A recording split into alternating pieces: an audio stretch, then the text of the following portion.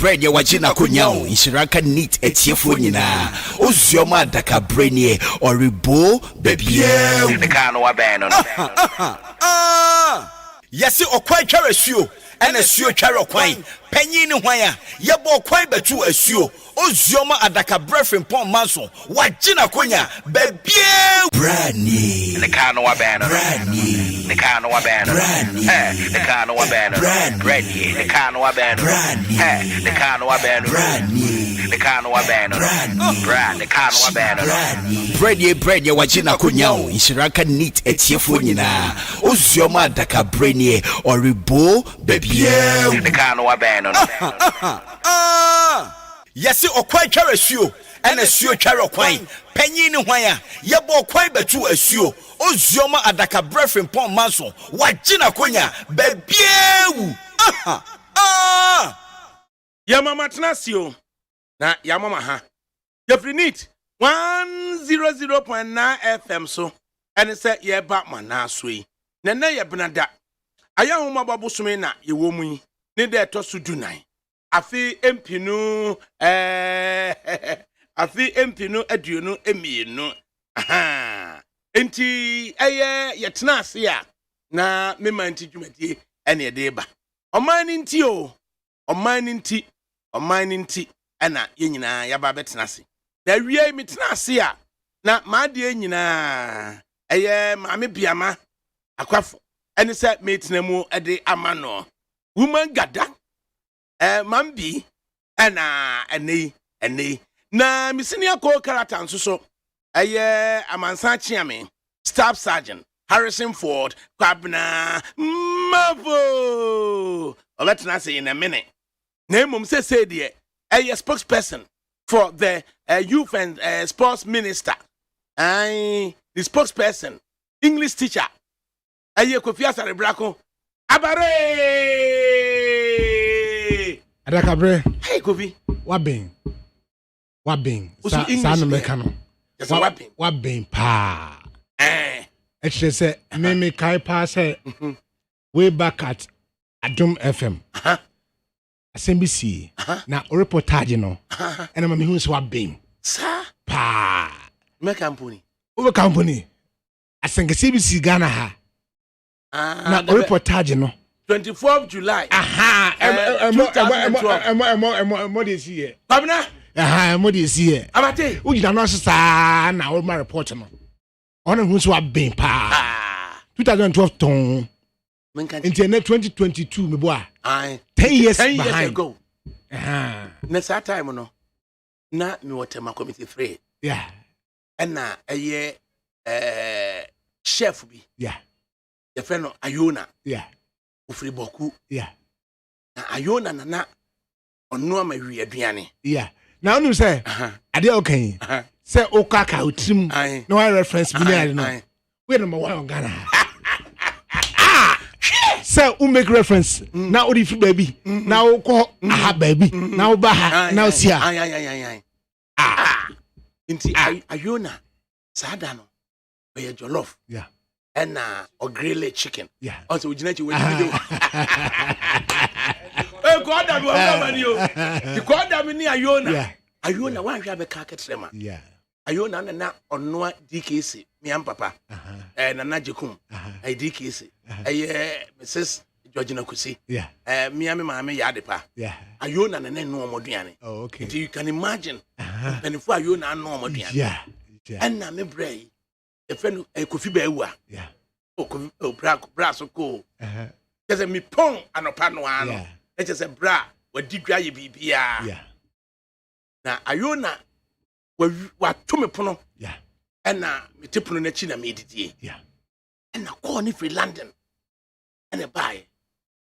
Say, I feel the papano or co, Nams Papa Bay. Papano or co. And now, me tired piano. And I'm better to abate. And the Yajina, Yaji and watching ye say, a fair night, ye call, Africa Quasichum. Now the band of Quasichum, and I'm down microphone now. And I'm a taste. You are Juma. Yeah, Quasichum. Now, what the score? I was saying, you are Juma. take over. Yeah, train na ya nyakwasi tuma be ka say monkwa na monkwa ka. Enti eni redum kra, eni redum kra. Ana ba tese, ura besin. No breaking news. Enti che say mama also nyina no na nipa gina ne nche a wo brief me. Wasu me na na poche do. Ade no afa edu ba bi ana na osanka 6 o'clock na de netra konwa so. Ana pe de bae. E bi se da din sit here no. Ka be ya na so okay de munye se 8 o'clock. Ai wasu dodo na ni mamu a na ni munye sei Quincy said they are 8 o'clock. Na che do dictate pace no. Who dictate pace? Ayewa ya adakabra usioma. Abate. Na menso mamenkai wo so die. Majale. Trase. Na say your company mfu a omo nim die a menkai bi. Se enoma ni bia man nipa nya mileage no. Na wuti radio so na yesa wonko a nya de papa. Da bia wuti radio so aka say yen. So an ka say yen. Enye me. Akokuma se na meba.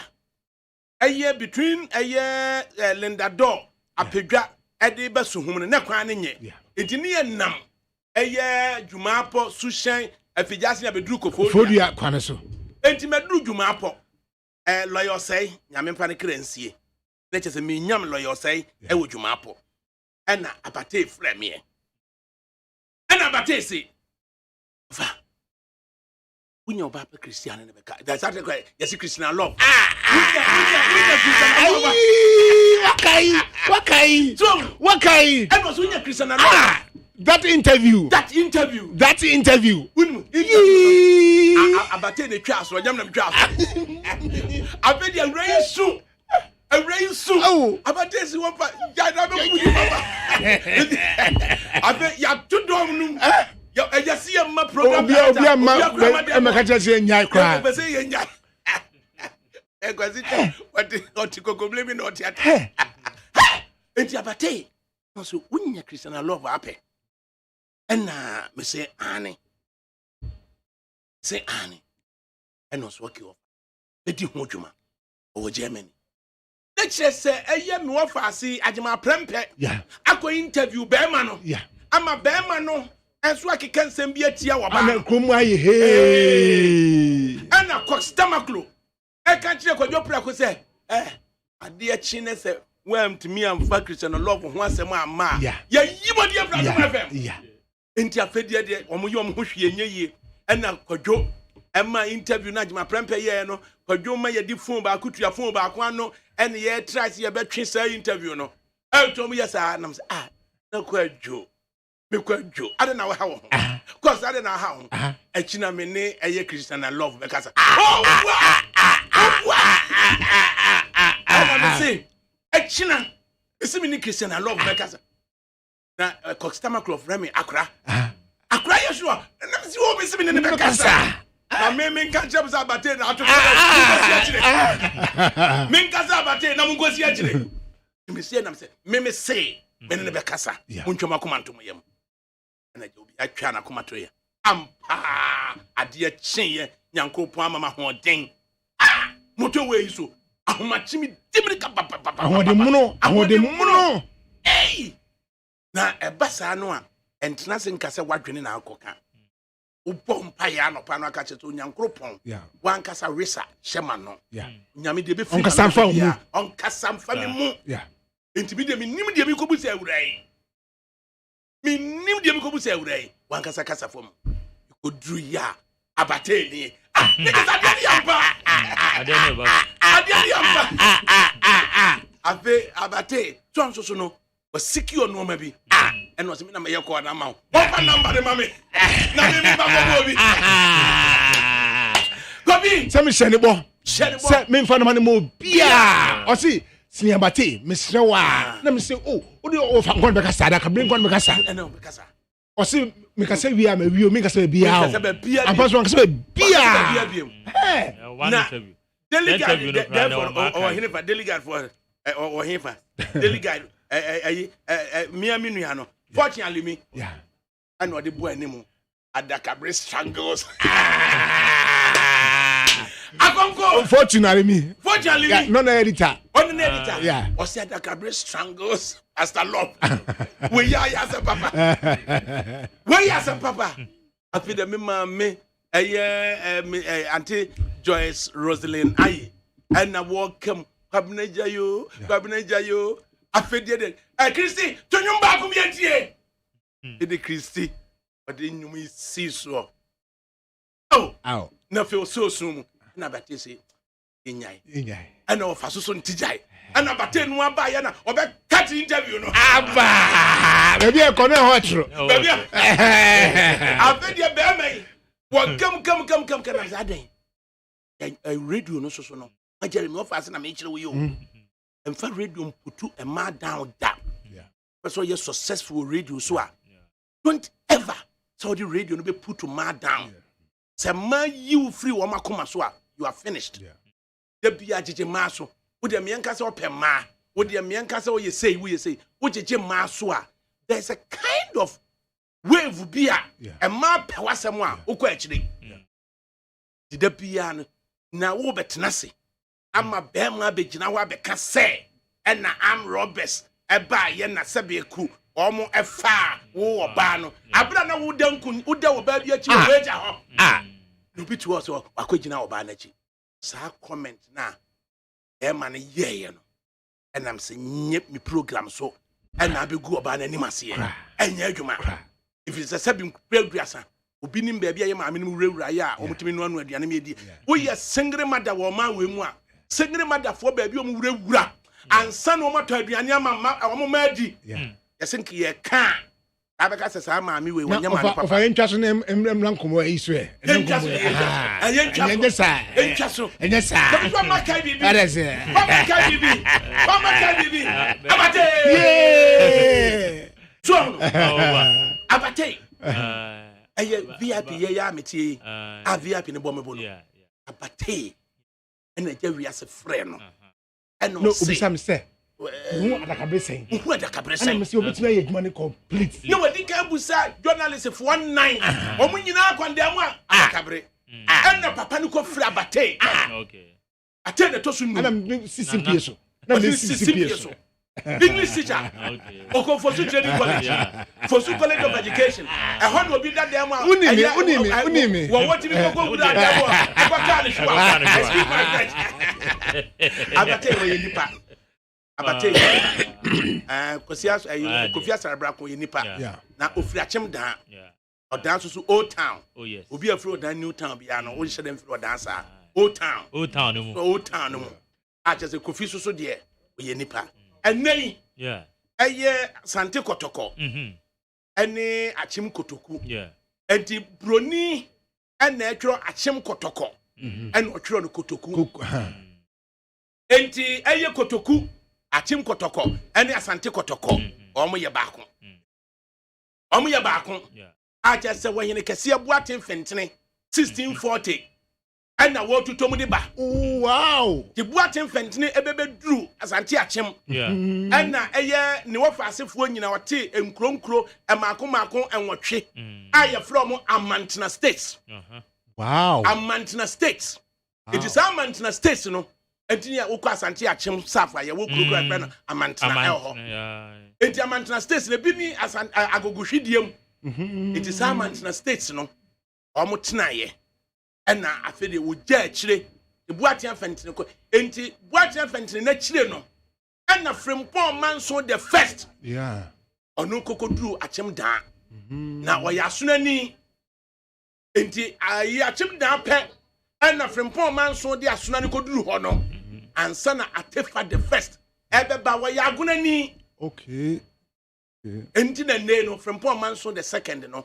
ofri hwidiem awasante achem agogo it is Amantna States for no omo ene wo kotoku eti kotoku eye oman a eye wo man kese sa time no eye titikuro papa eye titikuro papa eti kotoku ene kotoko eye baako wow eye baako na de di akire me kasa me ka ade be chien yeah adeɛ bɛkye eti broni ɛna wantimi antwerɛ akyem kotoko ɛna ɔtwerɛ akyem kotoku eti enei sɛ kotoku man ɛyɛ kɛn so no wɔn MP akyem dan MP ne yɛfrɛ no ɔhuna agyeman ɔno and that time no ɔno ɛna 1958-59 ɛyɛ Kwame Nkrumah na ɔhuna agyeman no a deputy minister for finance tuahu no ɔno na hwɛɛyɛ ɛmeyɛte Ghana Commercial Bank enti akyem dan ni bia du Ghana Commercial Bank ne anyegye no so a otimi gu bank no awasa akyem dan ni bia du Commercial Bank a efiganya ɔhuna agyeman a ɛki ante Commercial Bank tuahu no akyem dan wɔn de bi abrɛ Ghana. Wɔn de bi abrɛ Ghana papa. Ɔde bi abrɛ Ghana papa. Akyem dan nye krokito o. Nye krokito akora. Eti monsam ho mane. Enna ɛda akyem dan yɛbɛma ɛhɔ ayɛ akyem dan akɔ ne dada mu. Ɛyɛ da. Ɛyɛ kotoku ɛne kotoko. Ebehyia match ɛwɔ ɔdan. Mo na miami ni alare atefa. Mo kwaku atefa. Eji saba. Na unim enkwantanu no so ma me na no echo ba na ho. Raso ho. O de ho. Raso ho. Na krantie eche agono. Wo say on say akrantie nam no. Akrantie nam no. Dem repa. Ana heavy. Enkwantanu no so ha. Enkwantanu ohonma. That's why be Jubilee Hospital be opposite ho. Ase ho. Odan kwantanu no so ho. Maame no oyade. Yeah. Utimi ma akrantie ya akrantie. Yeah. Just utimi se wuram nam papa. Na wia no ate afa so akofo dance ko anim ho. Na je se obi ko jadem. Odan mi nu ho awia da. Sa unu ho awia da. Du obi ana ade asa. Oh. Makọ be mpre no. Ni nyina medu bia na ade asa. Bakọ kwa na me kọ ayie. Akọ ayie. Afi ayie no me kọ ya ade asa me nipa mi hu na. Odan ye kro kese ba. Be de nso a hye ne nsam. Am za nda no na me. Udu kro ni fifia. Ude de nifa no so be bia na STC fo gina no. Sport ne frɛ wo sɛn. Liberty. Ehon na 2007. Liberty. Na na ya asafo mafo. Ehon na ne campaign. Era so boso. Era wo boso. Konkotima. Obenina ye kese na matala. Ajimna. Na sata ya asafo mafo. Na echeze nene echeze ADAKABRI mfa ne nyahwi o. Ya asafo mafo ahye da to nsa frɛ me. Na na ya osiesie me. Ya tie wisa. Alhaji Ismaila Osho. Alhaji Ismaila Osho. Shedam na wisa. Mrs. Konto. And say asafo mafo ire. E ma to ne din say Mrs. Konto. Mr. Nyama mikayo. No, on so that school. Mrs. Konto no that school. Nana onye na ni adiri. Ana balaro. Mwende mo papa ti bia na ma to mo ma mi de Mrs. Konto. Na ya asafo mafo so ni favorite fruit. Okra. Nti sɛ ugu ya tapma for aduane so na wa amfa potowia ma amfa enkunuma anhye ne ma nti odidi nyina no osesare odidi wia no osesare na ya metia wo nti uduru odan so hu no na me kyerɛw baabi a udwane abedwane afa atia na nkwantanum na meka no yɛka nkwantanum a wonim nkwantanum wa sɛ enum ana be hia nkwantanum ne de nan wendi enum nti wɔn yɛ new station bi wɔ hɔ nti on approach to odan no na wa yɛ right do was a new station or left was a sla ohokra na 18 sesia new station no kwasia kwa e wo dan bi opposite ho yes e ho na akokra ho na nam tutam ai kwasia kwa ona waye bi o enti ufa nim ho sa no a na wa fa bridge no so enti ufa bridge no so a Bremo bridge no and train bridge in the Yajimaka and Yajimaka into Ufawa Mons or dance school right and Hosso and Abate Koye into Ukuanim Kakrabia Boom said the biggest mortuary in the whole Ghana, private mortuary, the whole Ghana. And also honorable Akusia when the near be papa, then so a horse wrong. It will go when you and swa. Once or down quanta, who so do Jedema, put me call left war. No aqua prahm, no be see dubiase. O content in so I rebi and no fancy. If you ain't dry, you be no fancy no.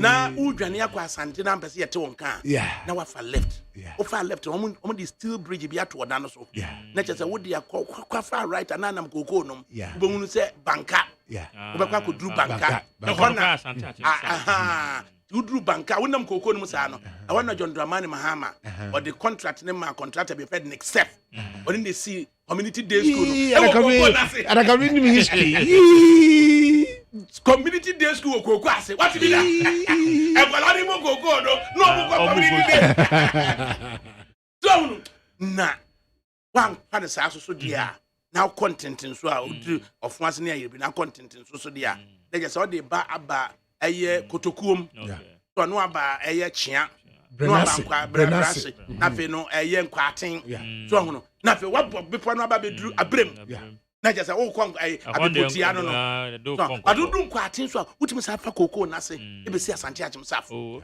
eti hono no eye ba bia eye the shortest route to Kumasi eti da bia na e benya ska no ho ene wo se de kwan nam eye what isaman kese ekofa donkro no etwa asuo brem ede ko eye kruiso eye kade so ahono na be obisi bomfa konongo chi ho bomfa eti eno ase de bridge ebeto eye ensuo no so enuri no so munse enuri no ha how do udru bomfa anye Kumasi no aduri so ahono eti plane kura free Kumasi a plane ko fast so na wanam konongo na wanam baabi ekante e ho na flat pipe edi ko Kumasi enti onya duru asaman kese ede ba adoagire na wa verge to the right kwa akofa eye ensuo no so eye densu no so am baabi a ye densu na kono na tese bia bibia na besi a na wode ne diesel no aviation fuel no de gunsuo no na fe enti afi oba no de duru bipo no so waburi ho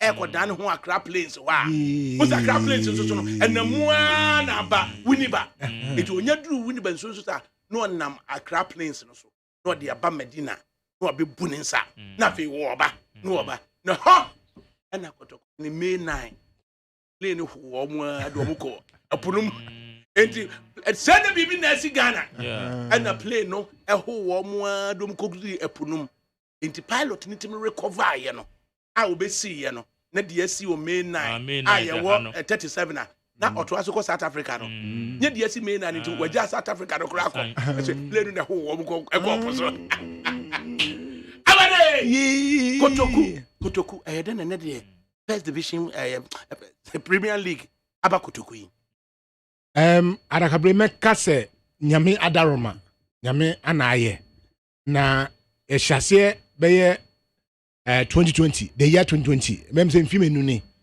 ana ebobobo ya na honorable Alexander Akosiakwa ena wo faase Akosiakwa ni wo faase Akosiakwa wo faase Akosiakwa wo faase Akosiakwa ena obedi abanwa ne so as member of parliament for Achinkotoku ena me catch ne say juma di obedi ama kotokuman ani age ne ho no ene say obeboa timwe no mo so atimi aba premier nti enfa sie ne ntu anamon nti owini prime minister na pe ani eye say e be say satim no mu kena prime minister so no una coordinate bibia and as a media personality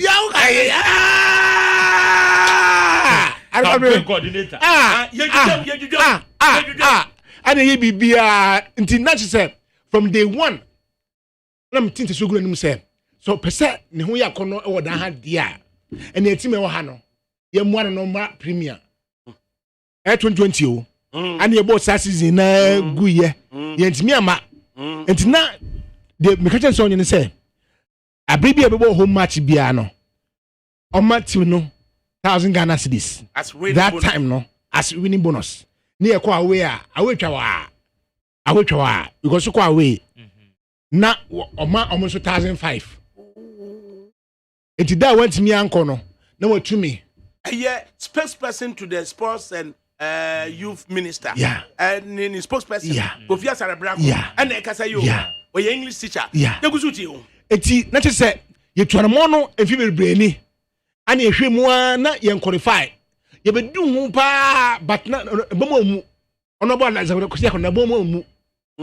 otoko so san se obey bia match na ba premier ana oye ya ankosiaga ana ejemu Until next year no I this season ana osi ofa yenhya share na me say ayenhya share share there yenko no all out yenko no all out me hebe nkumi me hanifa na yentu na mo no from day one ana yetu na mo na ofa unum say edu ba bi na enemi mo eden no otimi high buses 10 buses so many team na chi yenko awe 10 buses enye easy o Nye easy sa 10 buses otimi high no munko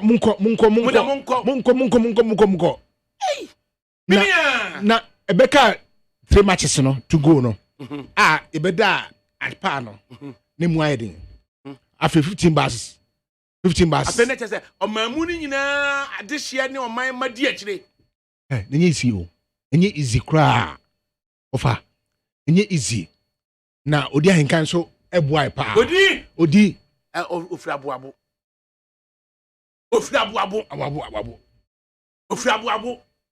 odi mi so ofri aboabo odi machi o ama wie ye di ho nkomo na me de na betra ha se ame ye ne sa no odi ahenkan woye asset emma eye kotokuman ya woye asset odi ahenkan so aboa pa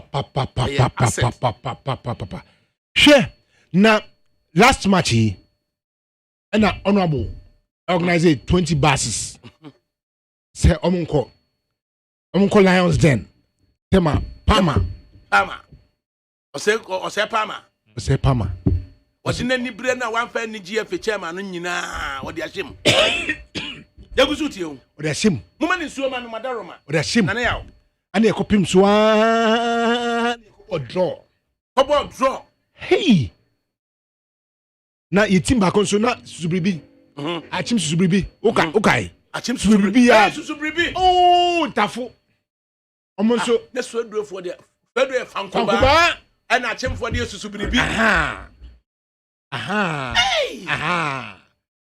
fankoba wo mo kobo ma charge so makọ toba bi osuadure from one simram just wo mo ko one simram no ma godidi asa no makọ bigudu tie ana ye ya na tew abetum nje sia de premier no emu ana ebedware sa na me de se o ka se bronna no nko asanje kotoko no ehu a oya achim kotoku na yenyom behwa bompa alliance pa ya be nyankoe great alliance mu betina mu da ya be nyankoe empire na touch na teams be aba umantim ya unsurvival hwe Mr. Satiebu ya the youngsters on buy no ana kotoko ho ba ko bi na kotoko ho no omoko no ana supporters no egina kwa ho no on say mame fo bi na dia no mu ru kotoko fo bass no kwan so ye tia bi sa kanka wudi free atropon e dey kwa dawu no asa be du konfa na chikro mu nyina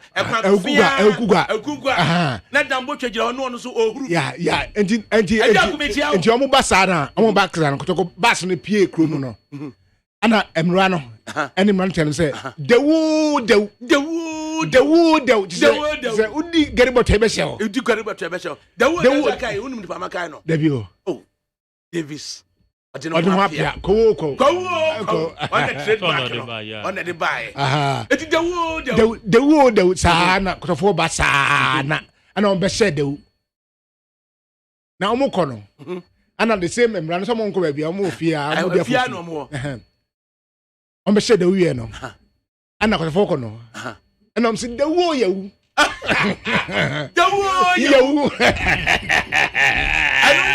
I know something atache na Satiebu a oje team no Alex Nyako yai on na titi Alex Nyako akobo outside no anya player first awadi mu na on siom na Satiebu a wo se Kofi me ade abo aye me no me hu se ebo fitire ball kra me go go su kra wa ma ho o si ball na abo ne form te ne adekese pa ma dewu pa o ne adekese ma dewu pa so ma ba premier that time no awdo da mom na ko fo ade she awdo da ma yeah what I say na omo bebo djuma ma djuma no etimi what I say ɛna ɔmo free hɔ no Max Beast so stand by Yeah, Max Beast. Max Beast ya so Max Beast Yeah. so Max Beast ɛna ɔkɔ United ɔmo hɔ da ɔkɔ United ya ɔmo hɔ da Ibrahim Merigamo time ɔkɔ aba sesia no Kotoku Royals yɛne 8 team from Eastern Regional yɛba Premier Amutosu 8 ɛyɛ Kotoku adehye no Kotoku adehye no oh and you see the whole Ghana so na Amutosu 100 yes Remo ba yie yie pa centenary team ofa ya ba yie pa ya adehye so adehye kronkron Royals Kotoku Royals adehye pa your friend say me ofa me de metimi aye de abo am say ɛyɛ me baba ko yeah your friend no ɛyɛ Kwasi Kristo yeah Kwasi Frimpong Manso ɛyɛ Masoya okay ɛwɔ ɛyɛ England okay nti team no ɛyɛ Masoya fa no fam yɛ nti pesa me de ne fa fam no fam yɛ eti mema Akwasi yeah aba 3 months yeah so na ɔne mu medi nkomo yeah at no cost yeah na kyerɛ sɛ me ankasa mahwɛ sɛ Akwasi Kristo ɔba so a egi saba sɛ da ho hɔ oju ho oju Kotoku ho mama Akwasi aba as proper Masoya pa no aba behwɛ mo hey why bio bio woni wo fa ase no na me ahyira mo ofa ɛna team na sɛ ra onya adwen a odi team ni bae no Linford Asamoah Boadu na wabɔ dwuma they say on Eastern Regional chairman of regional RFA no region na Asamoah Boadu ayade o say a GFA executive committee member nani ji football ho this no musu akra wo no this nkra na as academy ni bisa no ɛna nkwada yɛtimi ɛde on bɛbɔ akyɛ munye na monton ba ko ne bia $5 million naja Kotokuman wada wo ma ai sɛ Kotokuman ɛyɛ asɛm hia papa ɛyɛ asɛm hia why are you ti mo bɛbɔ match no wɔ he ebo Odan Sports Stadium on se kontani won ma de aka benkum so on ma ye wo park de che kakra where the hoye na ho no yetimi ni ya yetimi serve other Premier Division teams ni nyina because what that they won finfin so aduro for ko betimi aba entiamo ho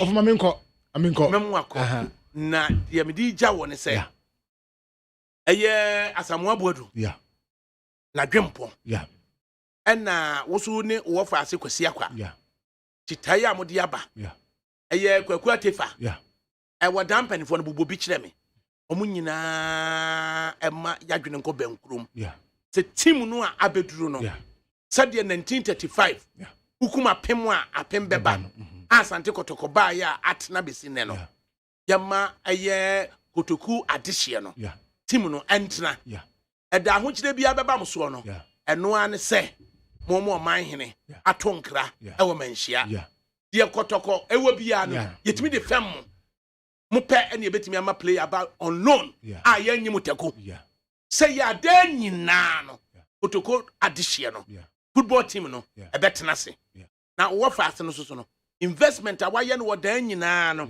Kotokuman nyina no enta Kwasi akwa achi nyo bia nya osafuma fu nyina tanachi because Kwasi akwa investment MP nyo mu nyina na ye investment wo mkrom Kwasi akwa investment ya waye say ye training of nurses, training of midwives, training of PFA paramedics any hospital no any mortuary Kwasi akwa hia say dan nyino bia kwa nkotodwa ni mu a obebɔ mpaye ama Odan MP Kwasi akwa Pentecost maame sofo bi na bɔ mpaye ma no amu nyina mu nka ho bi good na Kwasi akwa tenase a ɔtenase ma Kotokuman na onfa de pa Asare Boadu so Asamoah Boadu so no ohia mpaebɔ enti mo ma Kotoku Royals entenase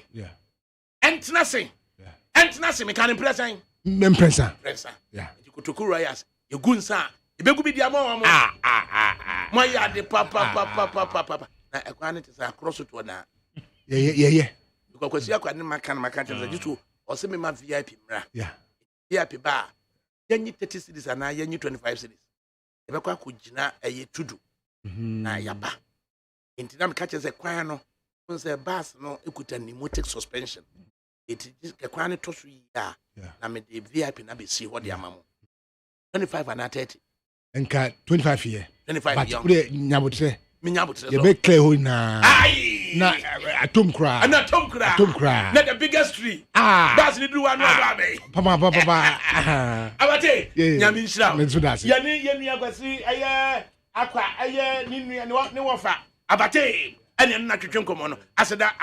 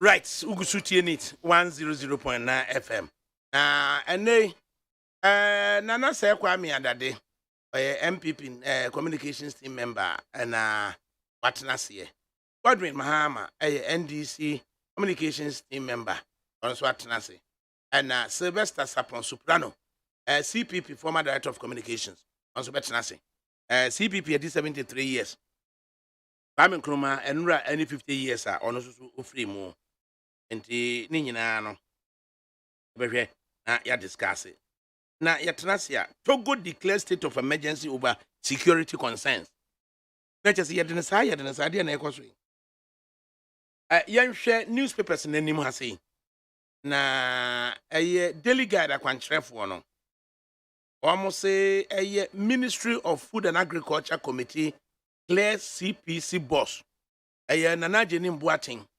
Mama Hene and no managing director cocoa processing company and it's a nipa bidin same bitono so and a committee a Ministry of Finance a Ministry of Food and Agriculture and they almost say Nana Jenim Boating police fire tear gas on rampaging students was say a year approsive war and to tear gas at the Abu School for Enquada. Away, we should photo delegate the Abba. Na photo a year school nearby. Marjorie, you should no be you. Say school ni a bano. On photo no. Say ye ni top no. And then the shimis. Say a shimis ni pe. And a shimis ni go ne brasso. Na sabiaku. Thank a ne GDM to the city no. Sa akwadai ye ni hijab na ye na tade na ni shimis and na ye expose ya Marjorie ye hu ni san was it say the we are na ye wona as a bibia no ye naked near the nam ye naked san I say also who share privacy crowd now say difficult ya kwa Arabia na kokko hindan na hindan Arabia na fie wuraba say ono fie wuraba na ye mistake ama wo hu nanim no na hwe so be pa ho adia it shouldn't be but then no man I say we order ho na sabre no so no say wo ma one on the de I mean you ni say bia be on from so but the one who took the picture you all take it now a student being revived sabre no tum say no mo what say ambulance for so hwe be ma bia wo hwe ni uniform no emergency medical technician and I want to say to tear gas na emergency technical emergency medical technicians ebe revival nkwala no a and then another photo in fact and then obi amfa delegate ne chronicle ensie delegate ne chronicle share chronicle anim as police gas Islamic SHS student na share do mo de da ho no no ana obi ade hijab no akata nanim no afede de ye de bandage and ye de bandage no sa two photos ya and the daily guide and the chronicle de aba no e photos are nana bra be hwe bi we hwe photos are I want daily guide so na answer na dampi be kono na je say ubusa say oso okwa akwaje first anaka but the fact is say a whole regional commander. In fact, he was in charge. He was acting regional commander. Deputy Commissioner of Police. They say you're interdicting no. And I want to say something so bad, and you got me there for your IT. Say can say, baby, a school no. 2.5 miles from the regional police commander. And a mile away from the Swami divisional command. It won't say no. That say. From a divisional commander, so yes, one is interdicting. And sana operations, AC. Now, a dear pan and see stones. Who's a police update now? A Akrofi and Sunday by but see stones versus tear gas and pepper spray. Stones, so Yankasa could then put offensive weapon beyond stones. Also a densely populated area. It is hard for to me. Maybe they could see. Also, far chronicle no delegate could see. And that's it. Now, find a bit who's out to we are. Wait me, did ye? But I been a bit who's out to we are. Especially about yes. Especially about was direct. Even either so about one I say, we direct parent to woman down. So one who's all banded that will say. Yeah, we are sure. Tintin ma awofo no rush ko kwala nine na da for mo sa no o mo da ho kra no obi kan say we University of Ghana a medical center o mo team bi a o mo training enipa bebre on CPR and the CPR no say akwada no da ho say kra na the windpipe no kra no say no say akwala no da ho ana and also da nchen mu into o mo training on CPR no yes, yes, windpipe no. And says a baby a block of windpipe no. I was a man die ya say. Opa koko di banku ade ma. E koko da empa eye fam so. Na die ya. na hwɛ sɛ wobɛtumi adakora wobɛhome rough so ɛna wei obiara ntumi mmɛn hɔ ɛnka sɛ yɛma nkwadaa ne na ɔmo nkyɛn mu na ɔmo win pipe no ntumi gain free flow of ɛyɛ mframa ɛna yɛde ɔmo atotototo ɔmo nkyɛn nti nipa dodoɔ sɛn yɛmu sɛ ɛho nipa dodoɔ sɛn na first aid kura yɛnim first aid na yɛ dodoɔ sɛn and okay, what they didn't come over? Mimi didn't come over. Who to first aid? Who didn't first aid? Red Cross of 40 Ghana. Intimacy University of Ghana Medical School and University of Ghana Medical Center. Memo ma be train will be over here how to do CPR. No, it should be an obligatory. It should be obligatory. When the idea I'll bet you 200. Memo ma to charge you 100. No matter how to do CPR. What no macro TV will be traveling away then. The University of Ghana Medical Center for Memo Maba. Na maminya interview Dr. Adam Bona na yanene twetwe komo or a security analyst. Doc yamwa ha. Doc na wi ahompo etisan. Offer me radio adom me hoye. Na wahunu today's edition of the Chronicle, today's edition of the Daily Guide. Offer me as an analyst, no, what copies no be never see them. Don't matter. Say reports of police versus students of the Islamic high school. Islamic high school, so any high school, senior high school, Omukuta, the biggest population in the whole country, over 6,000 students. The students say. A choir a da woman move flap report a best bushing. Incidents of a year involving motorists. A dorsum. One a year gate man, carbonacuno. A year student back on carbono. A man nay, a wotoguso. One master back on. Also, what the cape here adjoining main road, no accident will be the ababon in Chemu. A man no so no, and he's in coma. School Cronuano, headmaster natural, see a ramp, as we are near ramp. Now, on the northwards of the school, not more than 200 meters away, there's a ramp because there's a market there. It will go to a ramp. See a market and Tumrika and Concochum, I will join anymore. No students in India, you see a ramp on my woman. See a gas filling station. Today, see no headmaster protested and a gas filling station or yintimi as well as on the west and southwest of the school. Petrol station or petrol station school ni prayer so still petrol station. Then students decided say road no swap and you bet me the attention of the authorities into Yamra road no so. School no so no a mad door so a mema and a purely missionary school.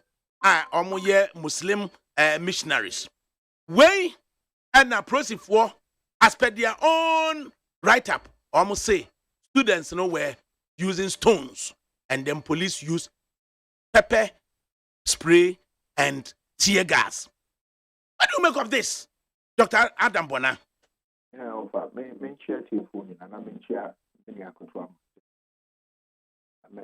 Also, I damn so for a man or say, or cafe, maybe command so far. Yes, I mean to me, Castle, me of a penny, friend, one friend of coming to me. A chair to your phone in our offer. And now going into this question, I'll be sorry. Osha, my ambition, school penny for no. I need the year because of our share and around we are. You be almost among crime and conquer demonstration. William said, oh, you're a lawyer. So you will need the consent of a guardian or a child. You have a child between a certain age, only 18.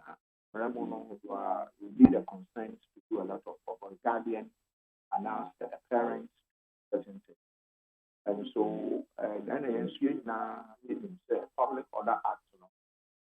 And my home can say, obey or your trade to say, more police for no, before no, wouldn't you want to trade? Ube you Obama or one who says, say, and now more percent more or your trade.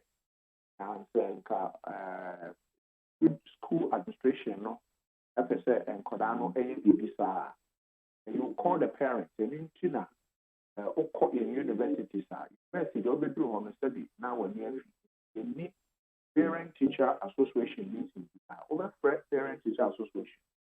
Now, one of my parents, we say, better say more parents, Debbie, lecturer, Aquacoma police form. The more parents, more demonstrate on behalf of your children. On my young is now, Prebacope, yes, into me and cousin. The cost of honor, the car, but the bill, the prefer, until to me, not MBA gates, send Corano, and you should step out and do other things like that. Because the bar is saying, the Sebi and Corani be a shiro monqua, and Casobuano, Pania de Bebon. I will for na dom on Mako Wa, almost signing say, so Mamma Ebe school no mono. And now say school administrators now Muje and Cordano say, or Mumbus Yadiano, any other one, but one now police if one now, or Moko Wa, or when to me I know what do you.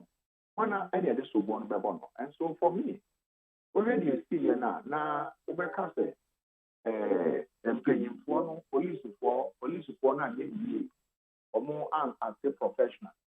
But school administration, say GS, any Ministry of Education, or more treat and paying for or more treat because the main member was and Martina Abrepo, Martina area more. I've lived there before, and I know that school. And so it's a big school. And so to open 6,000 or so students and all them onto the street, offer, 16, 15, 14, if you cry 13, how they go to secondary school. Maybe almost they know money. They don't know anything. They cannot actually even write to the police. You will need a consent to inform the police on your demonstration because they are children. Now, I'm paying for them almost some demonstration. I mean, the law doesn't permit that kind of thing. But at the moment, yes, it is the agency. So, may say, Bibia Edenia ask the police is punishing their own. The GS or modest school, you are more there, and the Ministry of Education. And so much school administrators, so much trauma. So, said they are.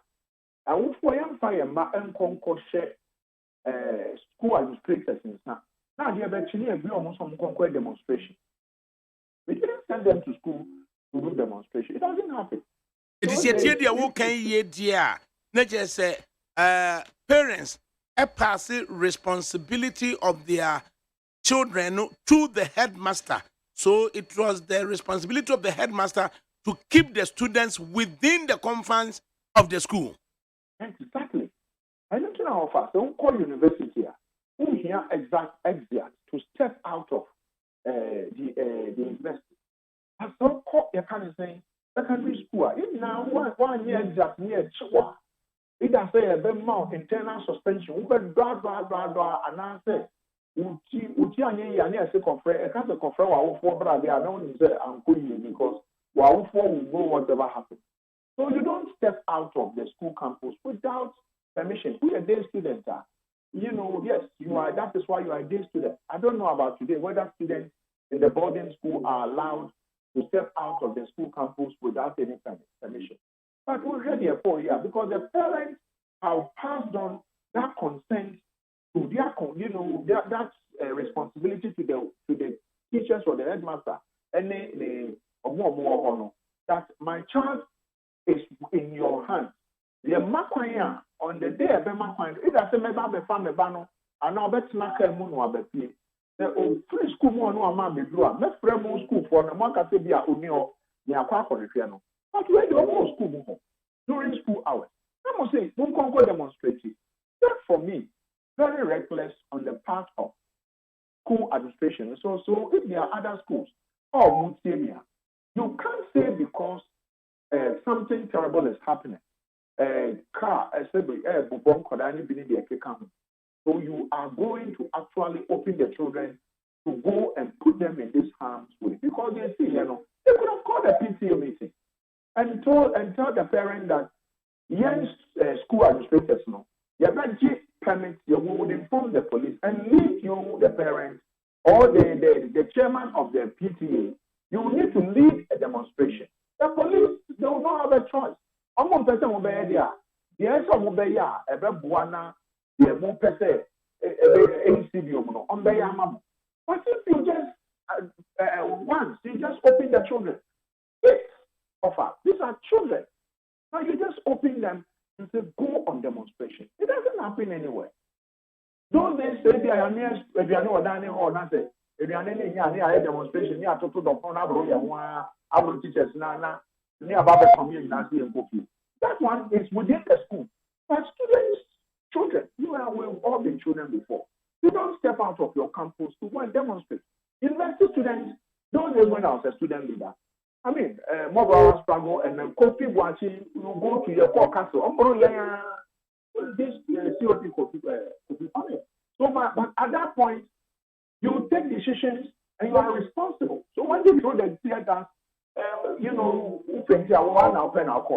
so, but these children, what do they know? So In for fact, me, that is one leg of the issue. Almost ages in the range between 12 and 18.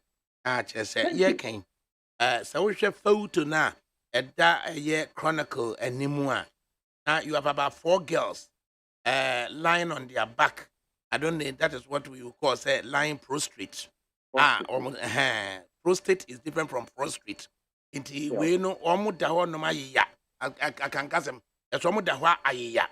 Na omu nyina ye emma na usa religious angle of it na a dear pan ya achieve there emma bawa ages between 14 and 16 na omu da ayeya because omu inhale pepper spray and tear gas. And I'm a kind of that is one level of it. So I don't want us to. The police should deal with the brutality. I will come there. But let's not miss this other aspect where the school administrators, it is painful. I have my daughter is 16 years old. And if my daughter is in that school, now every year I'm in a meeting, now a friend say, yeah, tear gas him. Hey, tear gas my daughter. Why?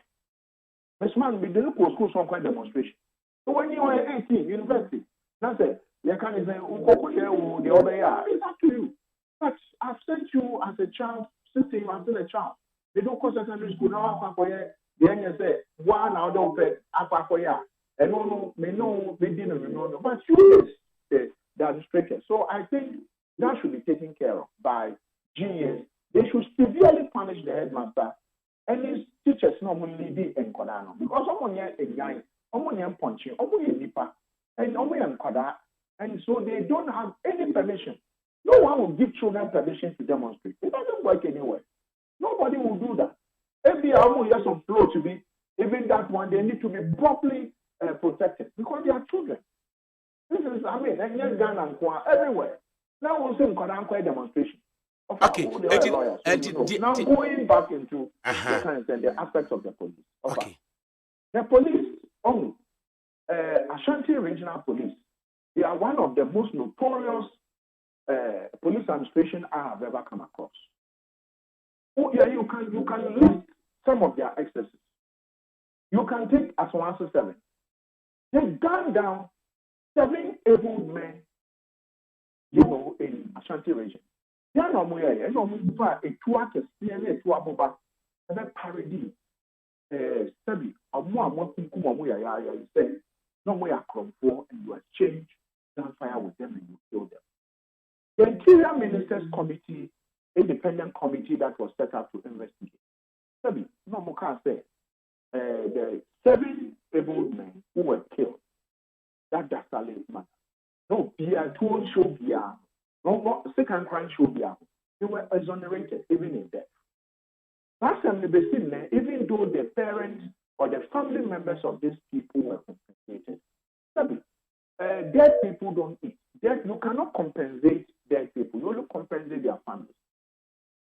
But my point is that Omwa, if I know said to no, I would have told what do you call it? Omwa, Muna, or Mother Down said, a true Indian, you come among you, fact, if you will be answer that question. Let me see, everyone, a draft. The police stand down and the officers, military officers shot people and killed them. And you saw some of the lions that took place in the city. You saw a crowd, I can see at the city. I think he used to be the 2IC, the deputy regional police commander. Or Cotton transfer. Then, let me see, some of the things that were supposed to be done were not done. You can talk about Boabo, you can talk about Sabonzo, you can talk about them. Then you have this issue, Islamic secondary school. Tear gassing children. Tear gassing children. I mean, how big are their lungs? You tear gas them because they are normal. It's not great you can almost do it. I want you to travel Banankasa. I'm more caught for two. Warning shots, any pepper spray, tear gas, maybe take them. And you change them onto their campus. I mean, so obi the count. That's the open album. That's what Johnny couldn't fear. So we didn't achieve a review. Obi about the count to call. Now, or hold a change panel. That was the panel chief. When the panel Johnny said, I can't go around the key. Who did the chief? And that's what Gina won a chief. When you want to put here, so when you do this, what do you want the people of this country to do? You do this. So for me, I just remember Abaso said, in Tempana, within 2 hours, and he was in Kumasi to calm nerves, to speak to Omwa prepper, no more teachers, and came back to Accra, I believe, and almost immediately interdicted the deputy regional, the 2IC, interdicted 2 other senior officers. Of you and I know that against the brother. The last time I interdicted, a senior police officer, it has to do with some nationals. I won't go there because the case is in court. Another one, Timbila was here kind of saying when they talked about recruitment. Recruitment. It will go into the annals, the history of the police service and go and check. The last time, a DCOP, you can say who's all the only DCOP. They are interdicting IGP, interdict DCOP, and senior. It doesn't happen. And so it takes a lot of balls to interdict. Okay, it is that balls, so no, Dampi, what me exhibit, you know. Young can say, by implication, or more down war at post in command, you know. What to go through their minds? Well, it tells you that nobody can be shielded. It's simple offer. It tells you that while on SOPs, no, on standard you can say operating procedures, no, it is very simple. Before you deploy, you have to look at what is the rate. And so you can't say a school and money and demonstration. We now are acting regional police commander. We now are divisional commander and after district commander. We now commandeer you can send the troops to encourage demonstration. And more of them say, Mobeka say no, the encourage mammy and two tear gas. Young pet pioneer, your personal your markata. And I must have to tear gas into a put somewhere across. No. My point is that you might be sometimes car now say you know, but my point is that whatever through every regional commander, deputy commanders, district. Now it tells me that now this is acting Ashanti regional commander or interdicted on Ashanti region. When you are talking about policing in this country, police and crime, where the IGP is, the second most important place is Ashanti region. Police crime. The second powerful region is Ashanti region. If you ask in terms of police arrangement. And so they will usually send their best to some of these places. So for this person to have been removed and interdicted because of non-performance means a lot. And no police officer. I work with them. I work with them right from the recruits to the top. And so I know what I'm talking about, that for the IGP and his team to say, you are interdicted, it means a lot. So for me, offer. Finally. Like I said, the other regional commanders, no deputies, I have interacted with some of them. I know Nakami was out finally now. Yajo comment, Dr. Adam Bona. Way ya na enipani bi enwinwi ewo prosinum ebi empanimfo ewo prosinum efri se Dampi Inspector General Police Mr. Dr. Dampare esse on carry onye team player on carry omunyina along that's a populist approach bi na ode eye n'adwuma with the view say credit ne be call no nko aho. And in fact we are SCA action ya what take no credit appear not to go to the Ghana Police Service, but credit appears to go to IGP Dampare. Sankrofo no a my laid back no adien na ufri say yebetimi aka afa ho offer enya no kure obi obeka sa asem bibia na nipa no na baby onwa na onya de obeka and oka. As for only offer, me I've worked with the police service for decades. I know what I'm talking about. You know what has happened in today's Ghana police service has always been there for years. The rots of you run VIP. Don't you? You know what I'm talking about. I mean, we have had private conversations. The rots. I am telling you that sometimes you have ordinary citizens who call me and say, Dog, my master will be the copy police station. And I say, I say, me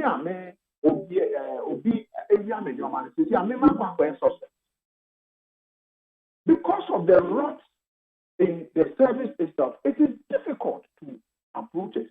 And it's one you say, that's the one yet normally be said probably the IGP is doing. They will betray you. I am telling you, Offa, they will betray you. Another incident happened in the Upper West, my home region, where two young people were flogged at the 1 hour started. And the regional commander arrested 3 of the suspects.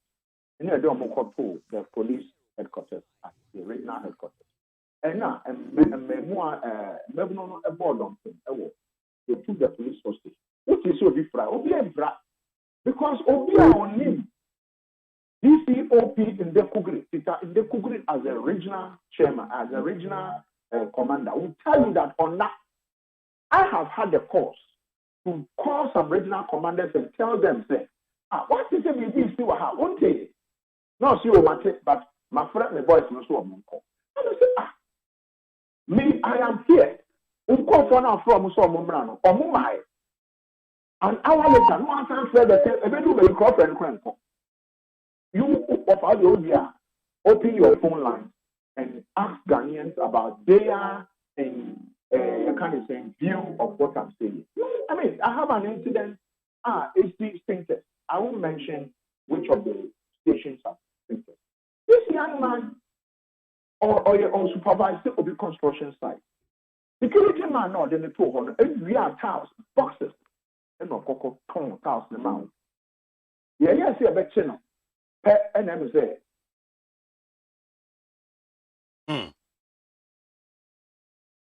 Nice. Hello, Doc. Obi in Asutre. No, we in Asutre, and we're going to share Volta region.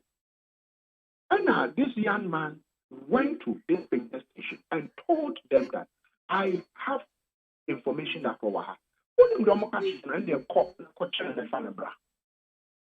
offer. That is not policing. He went there, the Volta region, and released the conform was saying the suspect. And now, or no other suspect, you know, dangerously or then a bad. Me know, say over a year now, case, you know, supposed to have gone to court and quit. He only spoke to me about it just recently. And that's why I called them at the division. So you see, when you do this, you know, like I said, Dampare is not a team player. Why should I be a team player when we are born out passing? How do I become a team player? Me know what they say about the same, you bet your book if you are Kotokwana house. And I only. Now, me pass now, me pass so, but when you pop on and pass me, we also say, me team player. And that is so within the service. Me can't show money now. Some of them are not team players. Who offer cry winning? Offer. Because I was telling but you wouldn't. What you are saying, you know the reason why we still have you kind of saying highway robberies. And for you VIP, put the police for you put them in the buses, but still there are still some bandits on the street. Are you telling Mr. Ghana however there is a particular area any under the police commander? It is because of him. You are regional commander. Now BBSC. Now somebody will now have to call you and tell you, say, what the? You see BBSC. I'm telling you that something happened in one of the regions. I had to call the regional commander to tell the regional commander, say, one thing say he say yes. I said no. Then I say, so how do you work with your divisional, because that was your divisional commander. I say I haven't been informed. That is okay. Because the media called me and want to talk to me about it. So you better get up and go and open the car and the coin. So if you're a regional commander, I say some information the media will pick it before you. Now you don't even know what to do. And you get up and say, oh, the man over there, I'm not holding breath for him. But it is because of the rots. It's because of the rots. And then now you can say, Langardism and change them because some people who have been put in charge at the headquarters for Langard or Mwankasa is Langard. You know, I have to find time and come to your station for us to have a long conversation on this. Certainly. Baby, is that you see, we are lucky. One over. Let me tell you something. You see the recent MPP internal elections. Don't say yeah, basa, nyoma basa PNC. Well, you know why? Tell us. The police said they want to be able to be in charge. The military should stay away if they need them for them. Because what it is that some people have military uniforms they've given to people they wear. I mean, recently you know it as a Mamalan, right? And so, who police in Nujina or Noberena never PAC that you can't because of what's in the panel surgeon. And to maybe the understand, we should rather encourage the current police administration to do their work. But we will have other naysayers. Let me borrow the president's word. Naysayers who will say, oh, Nipa way or no, it is not true. And it's still Kumasina and Korano Yamano, Yatia Gassi or pepper spray or mono. And consign ran on better say a investigation. What are we talking about? Okay. When it happened at Asamasi 77 people died. And then, it was a walk in the park for those who committed that atrocity. And we had some of them offer. Doc, me fancy say na yema a synopsis near Metanasi at another time because Ubibe country was in recent time, she MPP offices so ewo mia a baby. And what accounts for that? Yabema synopsis. Na and then near 10 days, yabe free near Babetanasi. Why? Right. Dr. Adam Bona and Oten and Cat. Na and no unia kokope a chronicle na fakusie epe daily guide na fakusie na aye pictures no a ewo ho no no na wahunu se diasie no ahomete enkwala ne da ho ene empanifo so atena senti ye interview ba akon na fe ne empanifo so di nkomo eye miama de nyina Sylvester Sapon Supreno or ye CPP former director of communications atena se it's all correct. Mommy, what name? Adaroma. One a credit, mammy. Former. I do one or two. Me a Karen. Dabi me a current pa.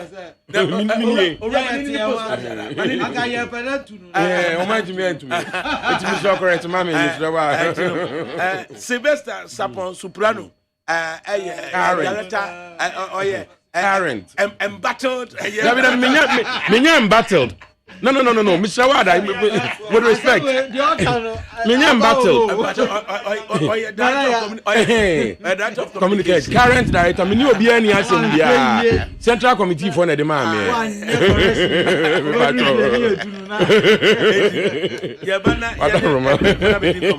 And just now I got me my hammer of the NDC so at Nasi. It's a quick interview, not it's an interview. Never said the cop na chronicle, but you copy never could see. Now, photos net the house, now, what should the young Quadano edited the house? A delegate also has a very teary photo of a year, Aquada, yin school at area. Now, I can't shimis. Now, shimis over ne Brazil. Now, year revivals Aquadano, Ninano.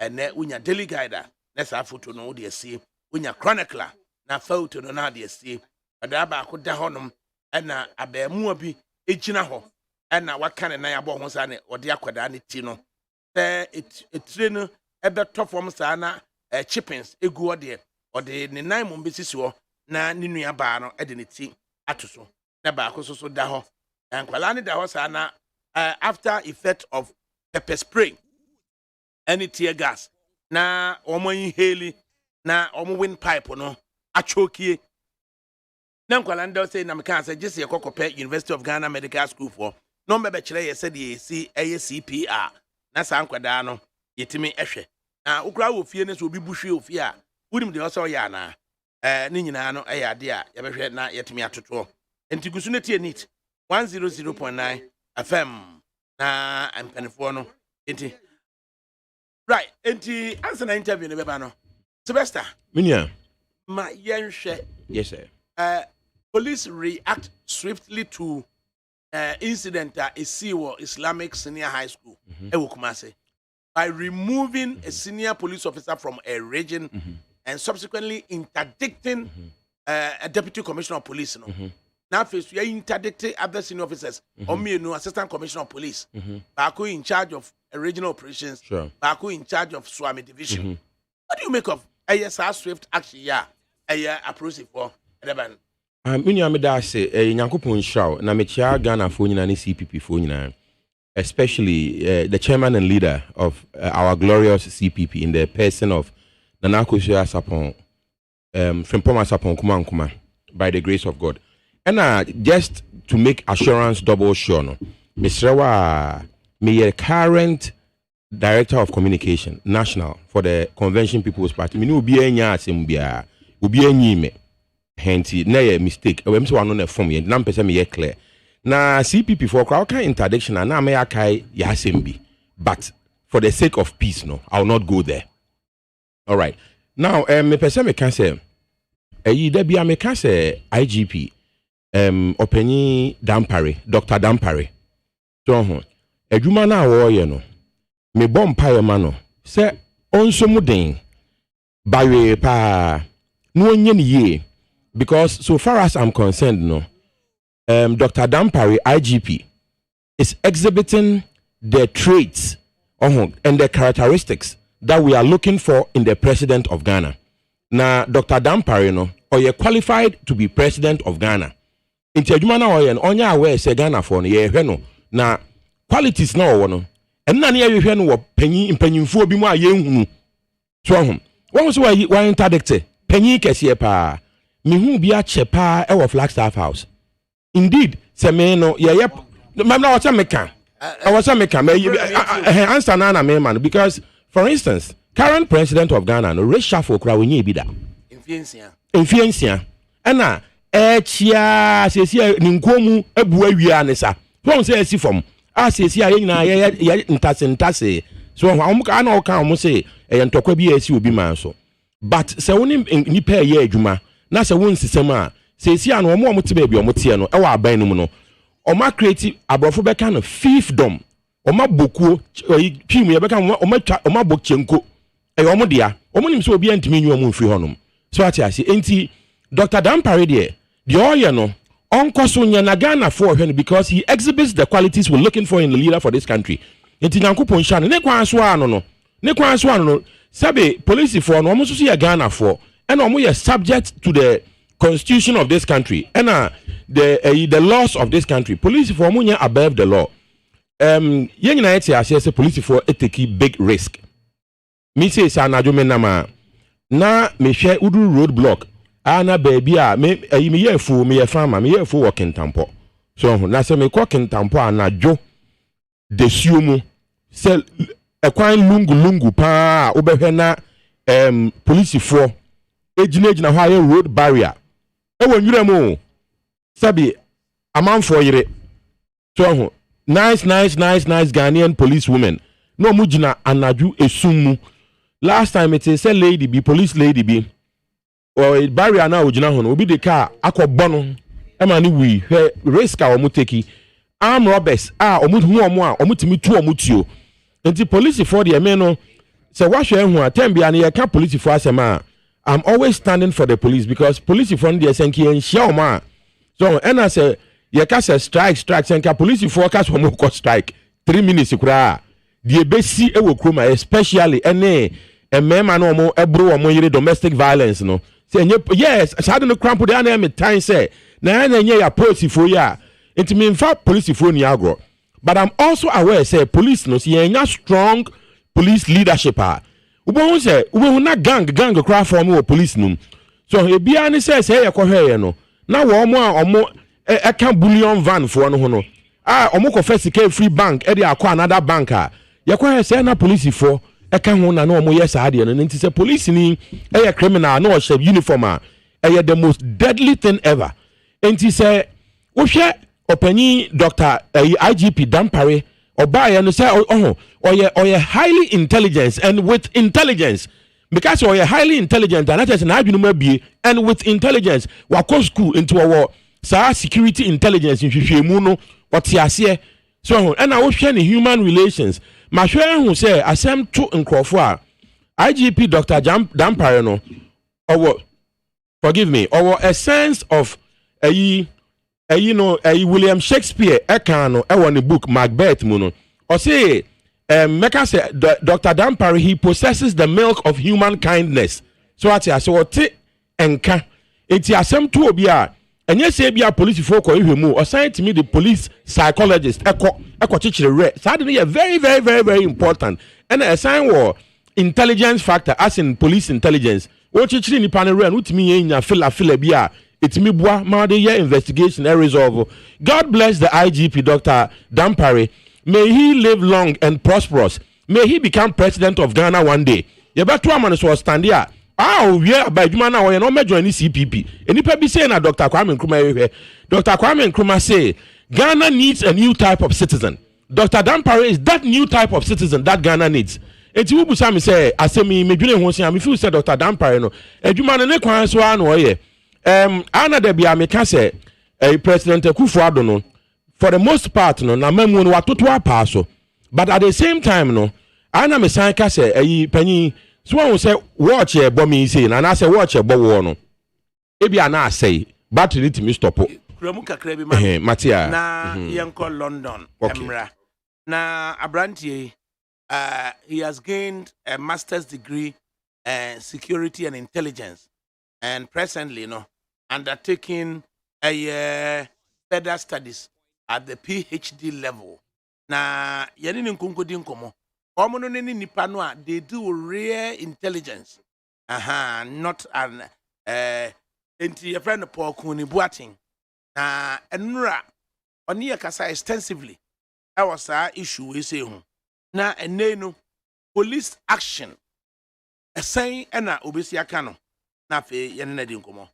Owura Paul Kuni Boating yamo ha do bani FM so. Na ohumpo etisan awie jo enura yene wudi nkomo efa police action in dispersing a group of senior high school students our Islamic Senior High School. And the initial police situational report under the hand of ACP Kwasifuri, the Deputy Commissioner Kwasifuri, say, Omubama further update. Now, Inspector General Police, Dr. Akufu Dampare, Eko Kumasi to gain first-hand account. And then also later, Akrofi Ansa, or no so no Mrs. AC, or no so any update in the buyer, Ebekachre say, IGP are commiserating with parents, any students. Now, we are sure almost say the police would do all they can to say you be protected every single student and every single citizen. Now, also to us, we catch they say the Ashanti Regional Deputy Regional Commander, who indeed was in charge and acting as the regional commander, had been removed from the region and also interdicted for further investigations as to the low standard police operation. Also, Swami Divisional Command, or also yase AC, Onkofie interdiction, na fe so no, AC, or also in charge of regional operations, or also Onkofie. This appears to be a very sweeping decision. What do you make of it? Urapo Kunibuating. It seems a year. I left the ban. Who said, no, I'm no class, I'm a camp. He said, a bed map, a busia for any school for now. France, one more canon, and the Ghana for Akuma Beto, we have said, it wouldn't be at the start. Now, or my show, or mine said, will be beyond the who on the canal. I saw train offer a year pa. Only said we will few changes and there between say a ban comes from the. But sometimes when you take such decisions on issue like this, man, it could stop for investigations. I don't know what the open maybe an American watch must see here. And you say now interdicting a stifle investigation. He says, "Oh, friend, I said you all was all about the count." Yeah, investigations to say. Yeah, did a report that one. Now, yes, and so dear. Now, that should be a BBC who said, saying that coy. You would say, Nipa no will say no more kind. When you're there, I bet me have prevented that should be a BBC. It is yet, yes, yeah. Interdiction as a tool, no. Yeah, they punish it. Yeah, Sanipa miensa. Until when they begin to feel that they are being punished without being given the opportunity to state almost a case, they may not cooperate. Or for maybe a sort of Okran can be a Benjamin support. Then I'm a regional police commander on team incorporating. I'm a banny saying, so I was see a chef said previously, then you mediate the same. Then I look at our region what to say. Now I had deputy and a who on whom she and man on acting. It's the question to be blamed. And you say, well, you know who's had within 24 hours, and you go on an interdicted one. And you watch now for Freda. I send back pan our person maker. Came on carry investigation obey 2 or 3 days, if you maybe this one. You might gain a match, let me think that cannot be boa. As I say, I am Tamusan. A good baby, I perceive taking decision. Near prove we are correct is wrong.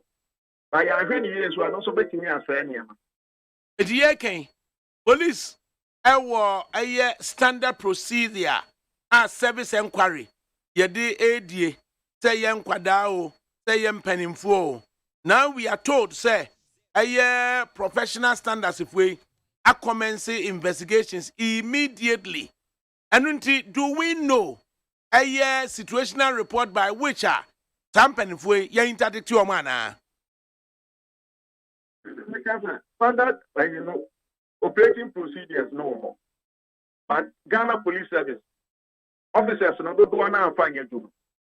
Once somebody is so good, they do. But Sani America na no. Eba ne sa emrasopo bi ebeba. Yenyum yenti a one want to me ate sabre because me the am kasa was send community information no. No me analysis no mu ade portion ankwala ne be.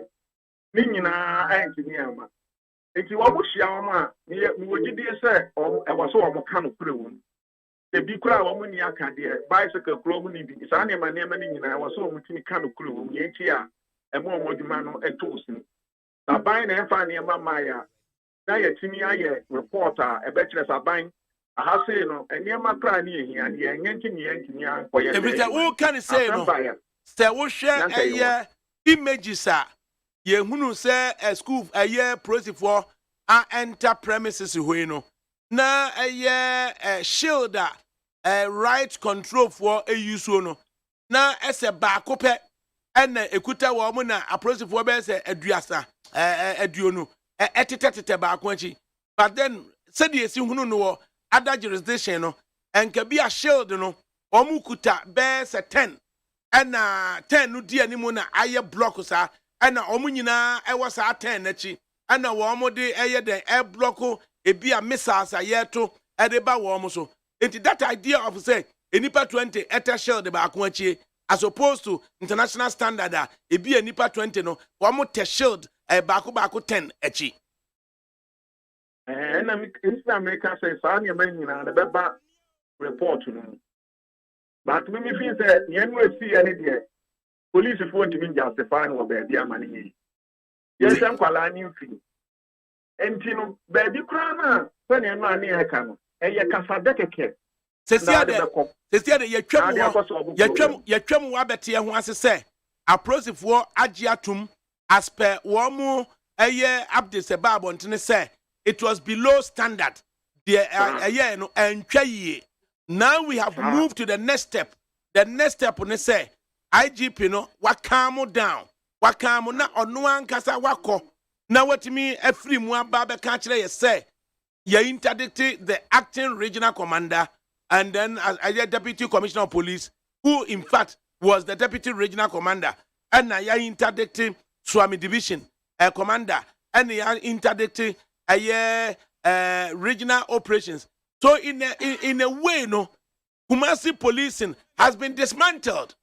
Do we know the implications on the ground now?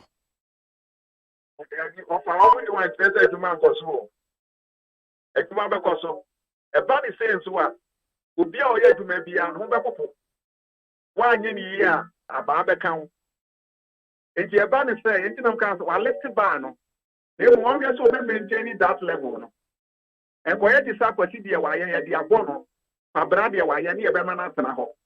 A banisa, a man for Becassa, in a Becassa, and yet the edition. I buy the board, Tachino. Yan found couple bands with them. So, be a very mistake, dear. Yan fast the same apply to that person and that officer. A senior police officer, sir.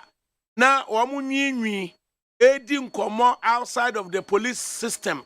Na dampari adi adwuma na nyina afa dampari me anya adwuma ni bi eno no nkwa di bibi ata na ni ase ubaka ne se omo se on carry yen along ame yen nyina yen nko as a team onye team player onye say no enei what would they make of sa action ya wateki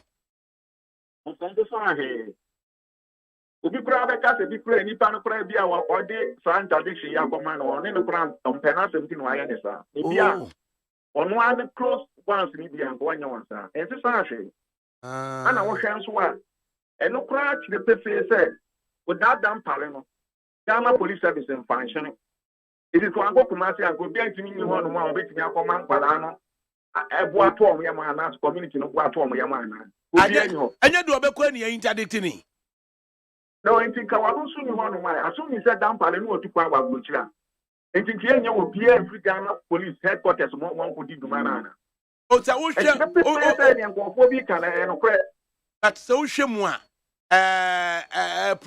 police architecture ewo asante ubenya regional commander in this instance we knew and a deputy regional commander so and a dia nui ono achire no so no ubenya regional crime officer ono wonhye uniform ansa na waba benya operations commander afei free titi kumase no nanke wo division A central ene o division B manhia zongo so no enei wuyi A and B ya chese swami edi mu kumase pa enti se architecture ne say na tie dia swami nko operations nko acting commander nko a why division A and division B ena ebeko akwachi akwaka bibia kire enkwada no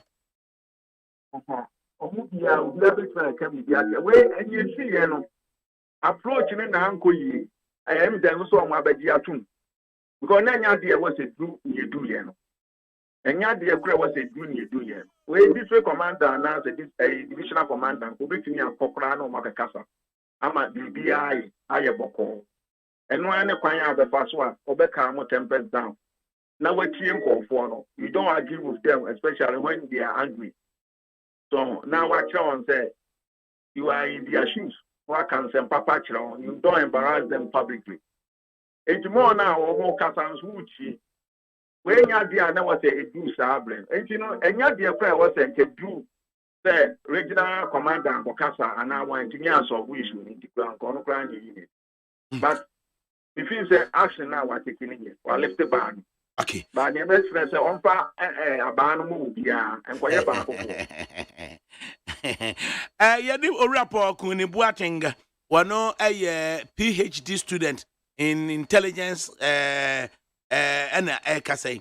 Now anybody be so so can say there are intelligence and security analysts bi Ghana has say woma capture Dr. Kufu Dampare na wamo na ama Kufu Dampare noma bia ama a senior police officer sinibi at distance to among. Sadia no nukure bi wom. Ayo no. One more of these one way, sir. Me feel say M1. Ni paria de pa, ye na baso. Or ya de enya, yen country because oh my Ghana near you. Now see, I because why play singing a choir masters ne students there. M1 Ghana bambo and shisha ye. The ni paria de enya ya wafa yenka, or yen enya yenka. It is a Ghana bambo and one a year cool. Mimi say me who's a nya meka. We am papa, we am mammy and family meka. Oh, a young swab meko wabaso. Said the answer we make us why I did. Yet, me feel say enya a bit to me investigations my atosinic atran. Met maka. Machre madin, minim diago makawam. And crasam in pepper panasem. A fair me and one man can of French papano. The young can of French reno. Let's see a jealous Ghana for penasem. Yeah, yes, saying no part. M1, if you said, maybe there be American, the same approach, you know, a populist approach, once a son. On move on and call. One more beer and training room. And no, and the Babu Ghana. That's a will be able to say, IGP Dampare. Well, the Ghana Police Service is the one. The catcher said, the subordination on the photo of arms. Almost a BB because one because I don't know and call a man going to get with them. On the sabotage, the way I jumpa.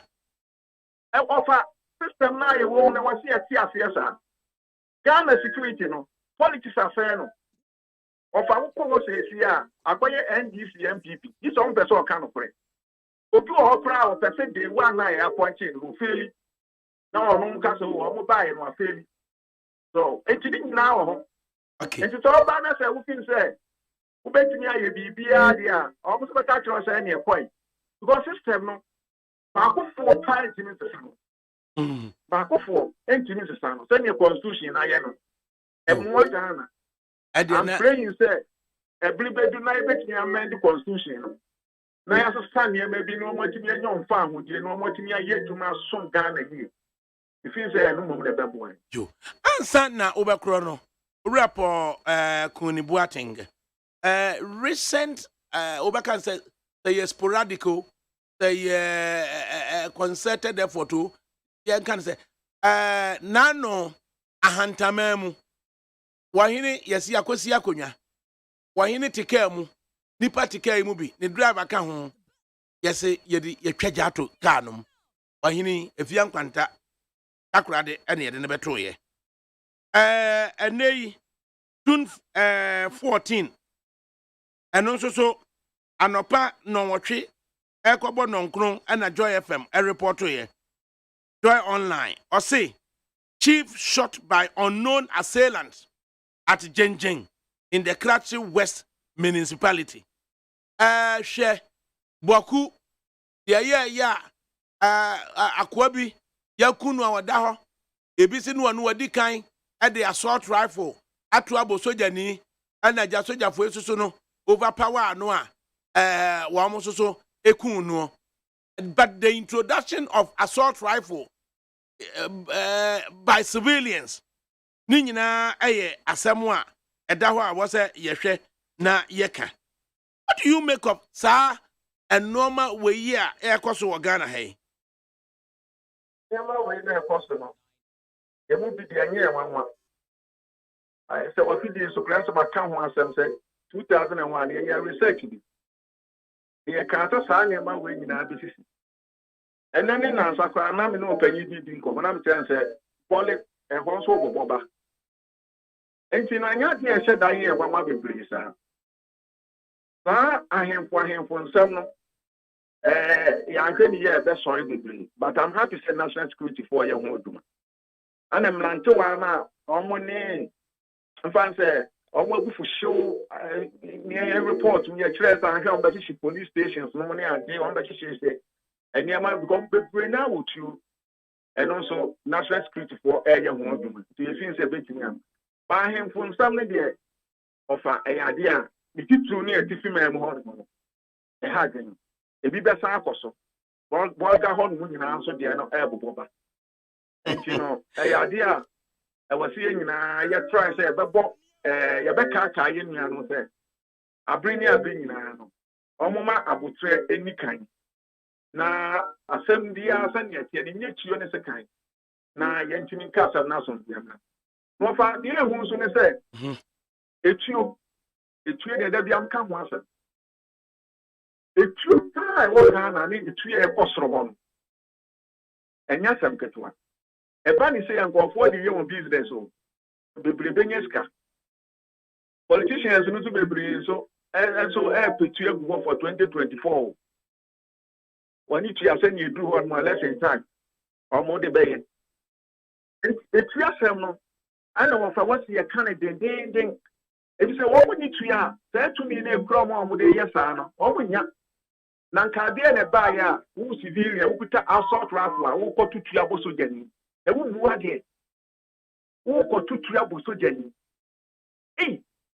na asɛm bɛyɛ ni ɛnu ti no ɔpɛtua asɛm no ana wɔsi yɛka ne yie na mɛma ka sɛ adwuma a menya a mɛyɛ paa ne sɛ bɛbɛm tumi sɛ menyi tituo ɛno deɛ kamefin sɛ mɛyɛ adwuma ama Ghanafoɔ abɔ mo nsɛm ama ɛwɔ sɛ yɛgyegye tuo no ɛyɛ preparation of arms no wo se sɛ adwuma wobɛtumi ayɛ mofa mese mɛntumi ayɛ ma no aboro so na aban no nyɛ so wɔntumi nyɛ wo political will ni na ani hɔ ɔmo nya ɔmo adeɛ so wɔn bɛyɛ yɛka paa sɛ ɔmo mfa mmerantɛ akyire no ɔmo bɛyɛ a ɔfa yimdiefo bebree wɔ Ghana nkɔɔ soso anti kyɛ sɛ wɔn a insecurity circles wɔn point fingers sɛ elements bi a ya point wɔn as defense ministry interior ministry saa elements ni nyinaa no ɛwɔ sɛ yɛhwɛ no mmienu no wodwene ho sɛn ɔfa me ne first person MP kan mesi defense minister ɛne the interior minister no yɛnsesa wɔn mo ni yɛnsesa wɔn so a I'm not being tribalistic but yɛnsesa wɔn a yɛmfa wɔ bi ofiri soro hɔ nkɔhyɛ saa position hɔ for now yɛmfa obi ofiri aso ya nkyerɛmu no ɛwɔ hɔ but akyire no ebi a ebetumi aka ho asɛm okay memfa ɛyɛ report yi ɛmfa ɛnrun by you ansa na mpanimfoɔ no studio ase yaba and this is possible nationwide civil unrest by the youth And the report goes by saying that generally, in Ghana, there has not been any serious or widespread civil unrest in the past few years. However, 2024 brings in different security challenges. We expect a well-organized nationwide civil unrest by the youth, which would eventually develop to the level of regime change and possible military takeover to calm tempers down during and after the 2024 election. This action is expected to be supported by one of the two main parties who would lose 2024 election. This would have taken place in 2020, but the COVID-19 intervention with accompanying restrictions saved the situation. Now, it is imminent in 2024. The youth would target known politicians and some wealthy men in society to deal with them. They would probably burn their houses and try to eliminate them. They will clash with the security agencies, especially the police, and many police stations would be burned across the country. It appears the youth are very much angry with the politicians, policemen, pastors, Nigerians, and traditional leaders, especially chiefs, who will sell land anyhow.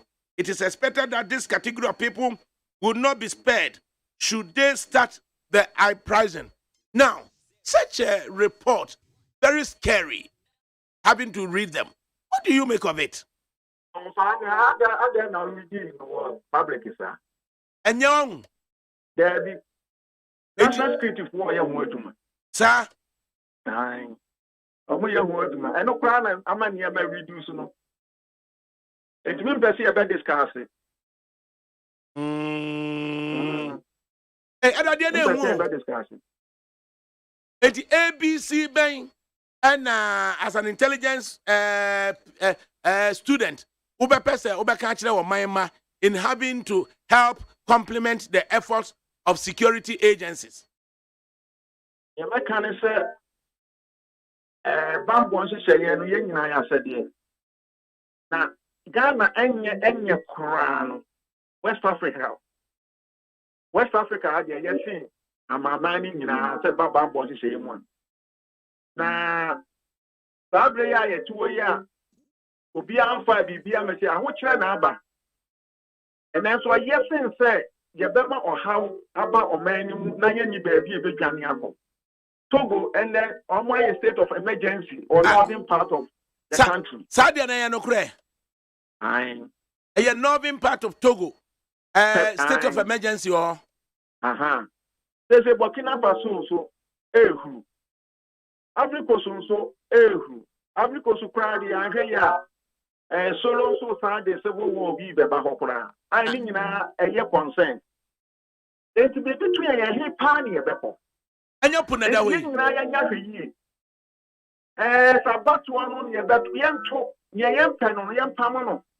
We are pen near the number. And your crown, and yes, and did you ever dry yourself. And yet, then, and then, be our China. And no, yes, say. You be quite near them. No, Bama, I wonder what you might be among them. Where you were bushing on now, so near man. A cool quiet to see baby, the brain, Bassa, see baby, the brain, and fanfast would be ama. The best year we are no land here. Or when you have a trend, now I actually have one.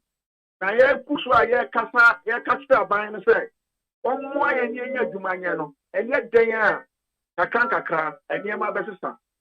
The Americans may catch up by no say, on the 2 year many. Perception, corruption, perception, a Dawson or Ghana. A Juma Samuel, a Cameron to one, a dress sector, or one more day, no criteria, Juma, tourism, industry, one, you make me a criteria, Juma be brave. The end to my land to one, I will shame to watch and then 9 years, watch na baby. Yen Kaka Denture, able for show and cock. But before so young to was there, we am land to one. Omno Kaka dead, and Casso be a 1 year and channel, dear channel, but I am my professional conduct in him. A banner offer, Ghana, a Benya soon, baby, a person, a command soon, dear by now, man, falling to my pet plano, you bet me, and in here is right. A year or rapport could be boating, yet there was a annual caution. Would the Abba na ubebusa say adenti na ya na security agencies yi wɔn so entraining certain presenters, certain hosts as to how to deal with information ya na eba yɛn so yakwan mu. Ofa asama yaka na national security minister so obeye. O se bambo no nye nsem nyina na yɛka na fidie so. Enti no wasan ka mo mpanyimfo sei no periodically no ne organize mo. Ensem bi ebeba ye wasa mo ka no ye ni kwa asa mo ka na kyerɛ nka aboa wo man no. O se Ghana no tete no yɛka security traditional system of security na yenim. So therefore any police for oni aka wie bi na custom for. But any yɛka security bambo pa efa obi ho. Enti the breadu say yetu anamon na ensentrofo no ukura na security no bambo mudi mu abotin o. It is all mine no ebe koyio enkoyio dodo na afirimu nsem ambeka so. Mo ma nkranhyɛ ya koyɛ adwuma dodo na do kwa koyɛ adwuma. O cancer bɔne a da kɔnkɔnfo otiri mu ɔma yɛ bɔne. Enti sabre befin sɛ ebrede du Debia ministry no omu refi ofa mo kan so ani enka wo mo se ne be ya ye nyina ebetimi agyekyere wo man a se daati ndu a entiri ma no ba ombebu ye tia so ya wo fa ye na no ba ye no wo be ya de pa se ne e bokwa amenfo madin no eno bebu agana Eye owura pokuni buaten ya de wase ene ebra waje a woni yakasa e wa fidie so neat 100.9 FM so any Urapo Boate a PhD students in intelligence and Yanino Atwetwen and Komono. And next Kwame Adade of the MPP Ewaha. Earlier on, what a Sylvester Sapon Supreno of the CPP Director Communications. Godwin Mahama of the NDC and so. So you have about 32 seconds to. And I appreciate that. Intiname person me can say. Interdiction ya of a IGP there to other police officers national and my make CPP interdiction central committee there to general secretary any youth organizer esono na yeah CPP interdiction by and me who say media no including NEAT FM echo free interdicted officials no emo mo betina NEAT FM afidie so ekasa chire o madwene ema interdicted officers no for letterhead of CPP e chiro mo letter ema mo ma chance nti I'm challenging you. Say moon show equity. NEAT FM and the rest of the media now police officers now ya entitled to no monko from emra NEAT FM video so now more chance otherwise now the man show professional integrity please with respect because samutimi ye CPP sir not a police for ya entitled to no one for man metna video so am man kan madwene am man ko fa police letterhead anka say o ma IGP free what said the secretary general so he chairman and leader of our party elected every soir not just a more discriminate against CPP not just a more respect this CPP and on yeah very important because the Akoyani says CPP Central Committee at Nasi are interdicted officials are now more time ever did the CPP penning for them negating the efforts attempting to negate the efforts of the Central Committee. NEAT FM said yeah more treaty CPP sano no treaty a police officials now my interdiction sir and yes sir in my opinion and with the highest respect and regard no you are not showing professional integrity because now one say officers are integrity ya intellectual no now more chance no mutim better my video so class and the chairman and leader at them obi ma me now say be ma me do so ma me opportunity no thank you CPP asem just say me pe eye ko jodamia do ne mag jerry na omo de panie bi pam ma no Matia, but yes, I'm because yes, I say CPP no more respecting and media no respect CPP. Minim say be about power acha bibi ni and some intra because yes, I dia yapa ba me da wase panyin. I mean sure. Right. Enti Sylvester Sapon Soprano and we director communications of the Convention People's Party. Nano Kwesiada and CPP did 73 years. And Enrajo and 50 years Kwame Nkrumah ofri atiasepo asase so. Now, Nana say Kwame Adade. We are a member of the MPP communications team. Nana, Adiana Jiegu and as a security concerns everybody say say sometimes you match it here for and sana masha say soprano heat ama calm down kakra na CPP brepa security issues in this country. Let me say emprepi say nipa eti ne ho kwa ichire na oyi na ni kakra na yese ade no akofom sese ya no obia apagya na ni koso hwe kwan say yesi bibi ekoso wa ha bibi koso wa ha nti obia anti na ni bie wani hu bibi aka bibi ene de keka ho nanso o zero in on this police issue ya kan madwene me say emprosifo omo ye adwuma pa em say soprano kan bi ene be ya adwene say emprepi no wuti ka mu awaro glass a wo boy condition papa bi no na prosi ni bi gina traffic light na se na traffic light na adum na wi abono me sankrofo no me de ani die kese wo pa cause omo bre wada no na onu nam wa fichire ho ne na mo in fact me ne bi de me na me ne omo nya adwen because omo drum mi dan na chi bia no mo aye kuro na me nya ne amintumi na bio enti na eno na ha me but bank bond kakam yes so omo ye mo yire omo ho nanso wo hwe de ye duru ya me na me a student leader. I have been a student leader virtually my whole life, whole education. Into demonstration, to us people like us, demonstration, enye hu sa, enye basa sa, ena enha adwen sa. Enti na me te say school form kwala, SS kwala na say enye ye time ADAKABRI no was secondary school no. That time no utumu say be ma ba na be ma ni. Na bia afi no form 2 and form 3 na obekọ nanim na sese ade nkwala nkete 10 years 12 years no SS3. I don't see the kind of briefing a prosifo nya ya that briefing echi no omu kọ hono no omu de tear gas pepper spray na koye. I don't know.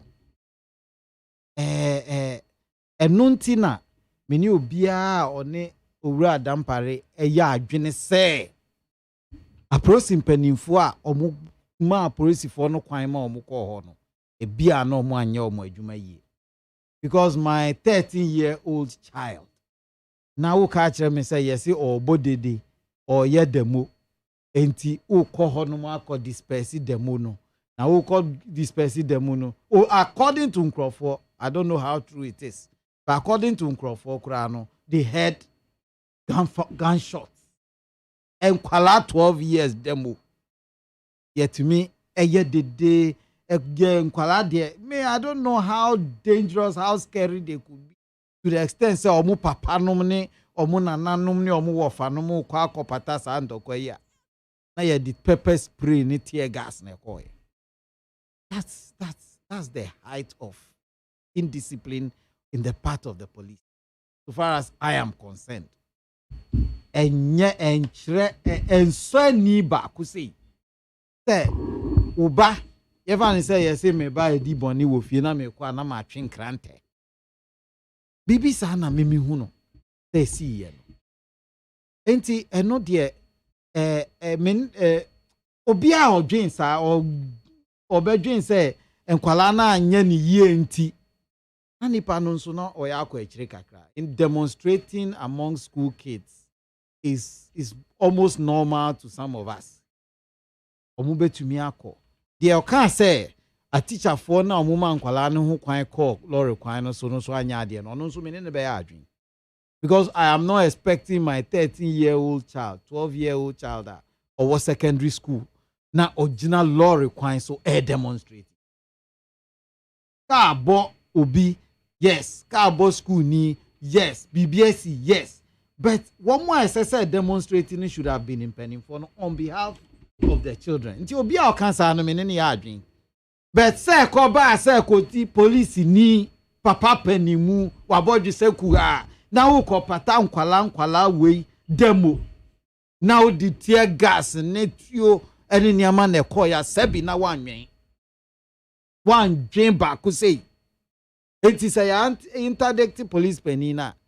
I'm so mebo IGP na baso. I think investigations ninya maye dear. Nanso for the first time in a long time. Any police for no I adwin say yan twin penny. Ni obi biara odwene sa ebe ya adwin. Soprano say yan man penny for no kwan no omo nso mbeka.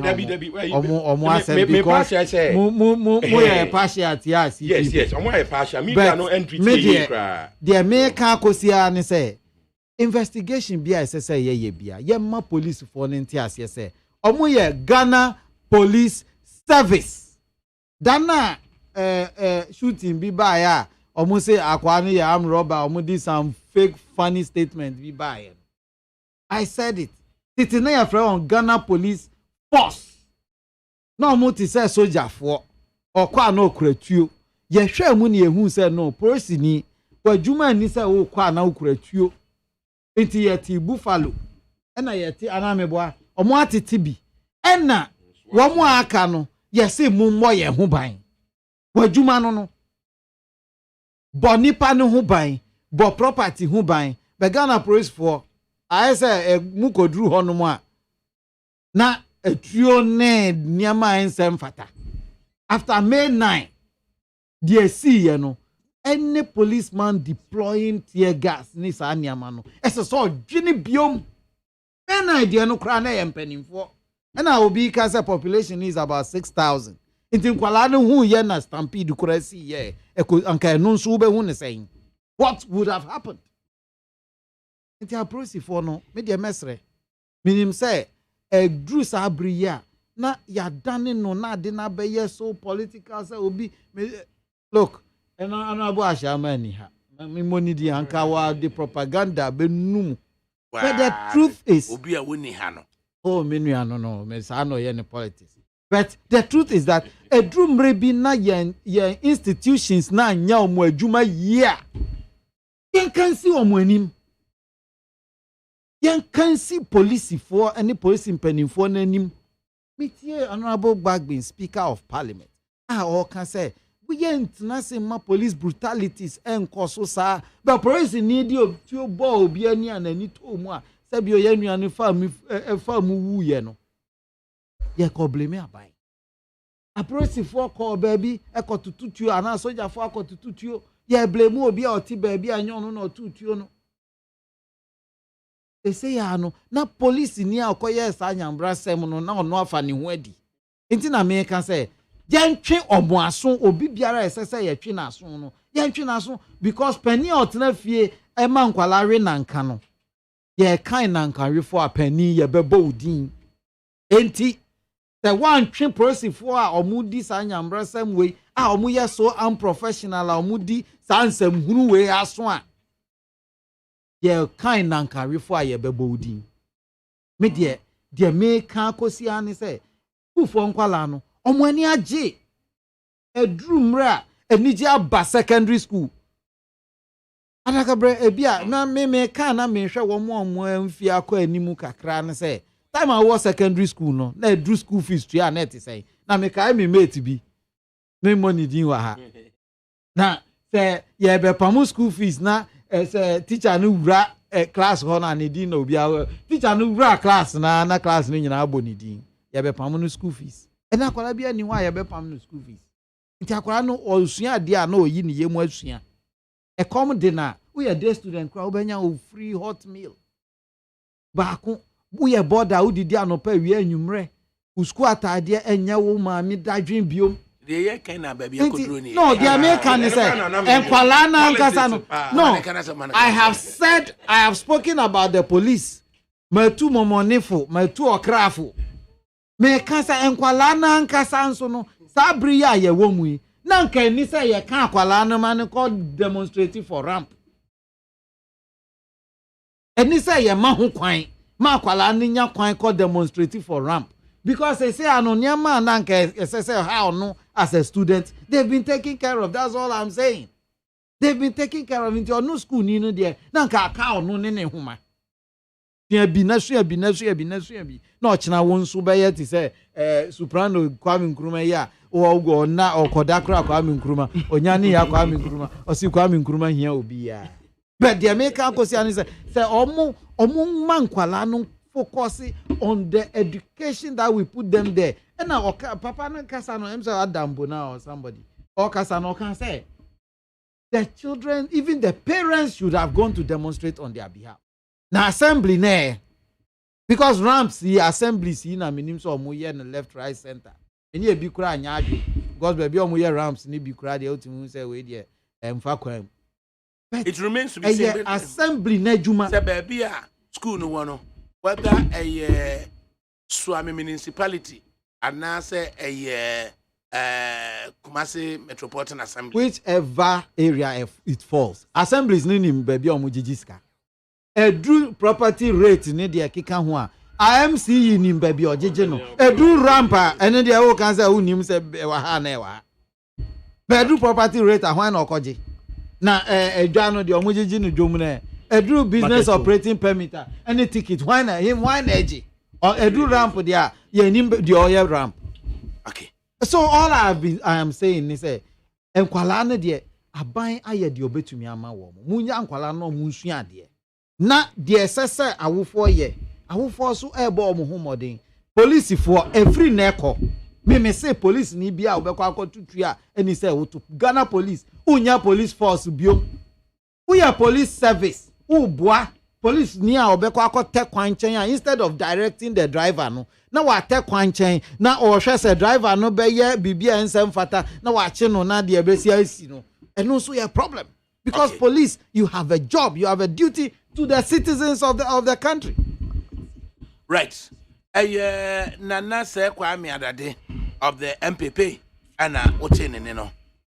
Say there Godwin Mahama of the NDC ana Indian. Security concerns and its impact on citizens. ADAKABRI, minfa we fidi kesi we su na mintia we tie funi na mintia menua surprise no na menua Adade. Ma minti we emfi or relative to their surprise no in relation to our party interdiction. I think this issue, this is the second or third time surprise no egusua repeating on this. ADAKABRI, one police service force or more are interdicted one.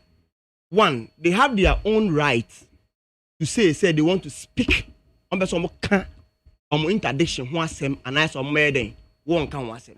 And I'm a boy. Two, some put call on them. Some person on the one ekasa.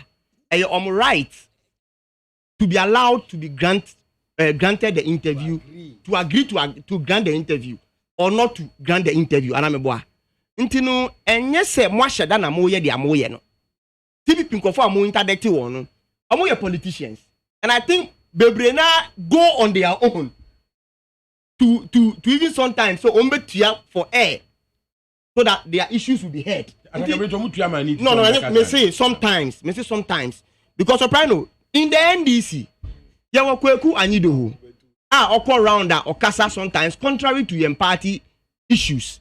There was former central regional chairman Alote Jacobs, who also does the same thing. But I mean, but the person make sure say, I'm right to speak on the matter. And you know, soprano, where you are going for me, I don't see the head and tail of it.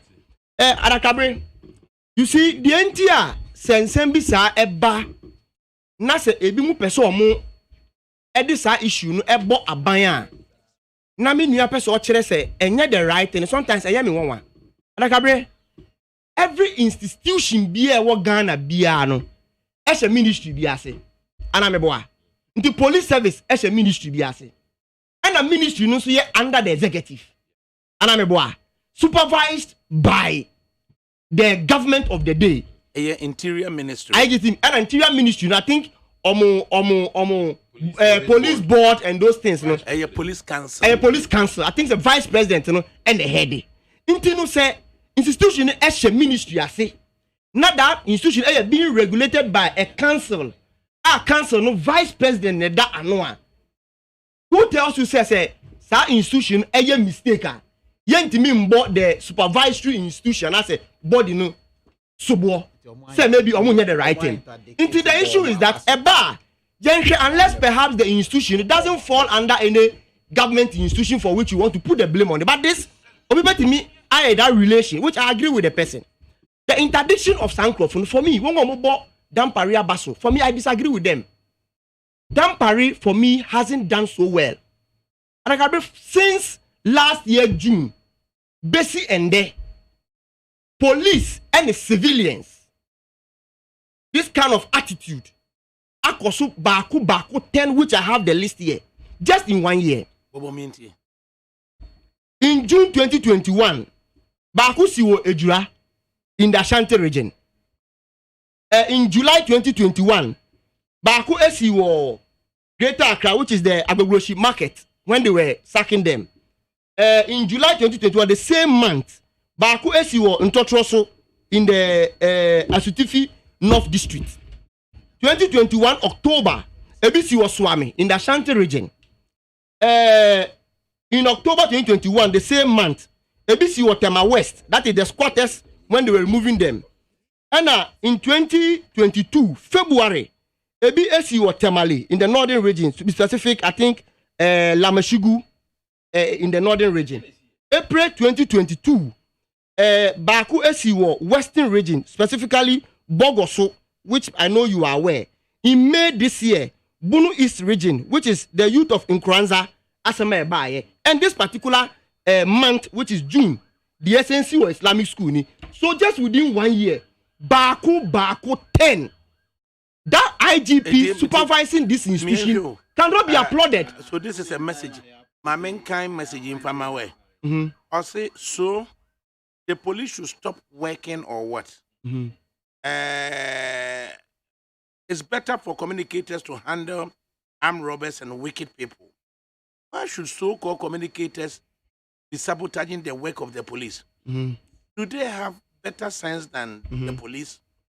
What kind of comments are they? Should so the police should allow civilians to attack and kill them? You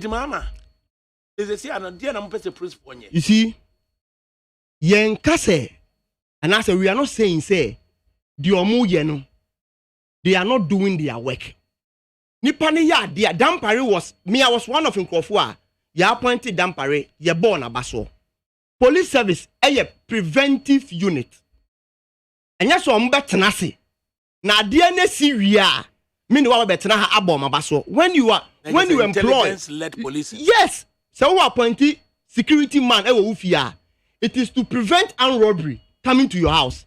This our security man so da ni ebe wiao eko wie anase yebeku me papa nase yebeku oyire ewie ane na yemeku oh wadaru man na asema o kan de yebeku oyire se anase oda de yebeku mi a me cite example o wudi agbate semeda nase yebeku mi ewie nase okọ ansana sa security man no ahwehwe mu akọchi anroba ne mamia. What has he done? Mewuda hono. No, mewuda hono. You see, police for let some make intelligence no that prevented this kind of occurrence. Said ya adadeka no. Intelligence ben omo epic here.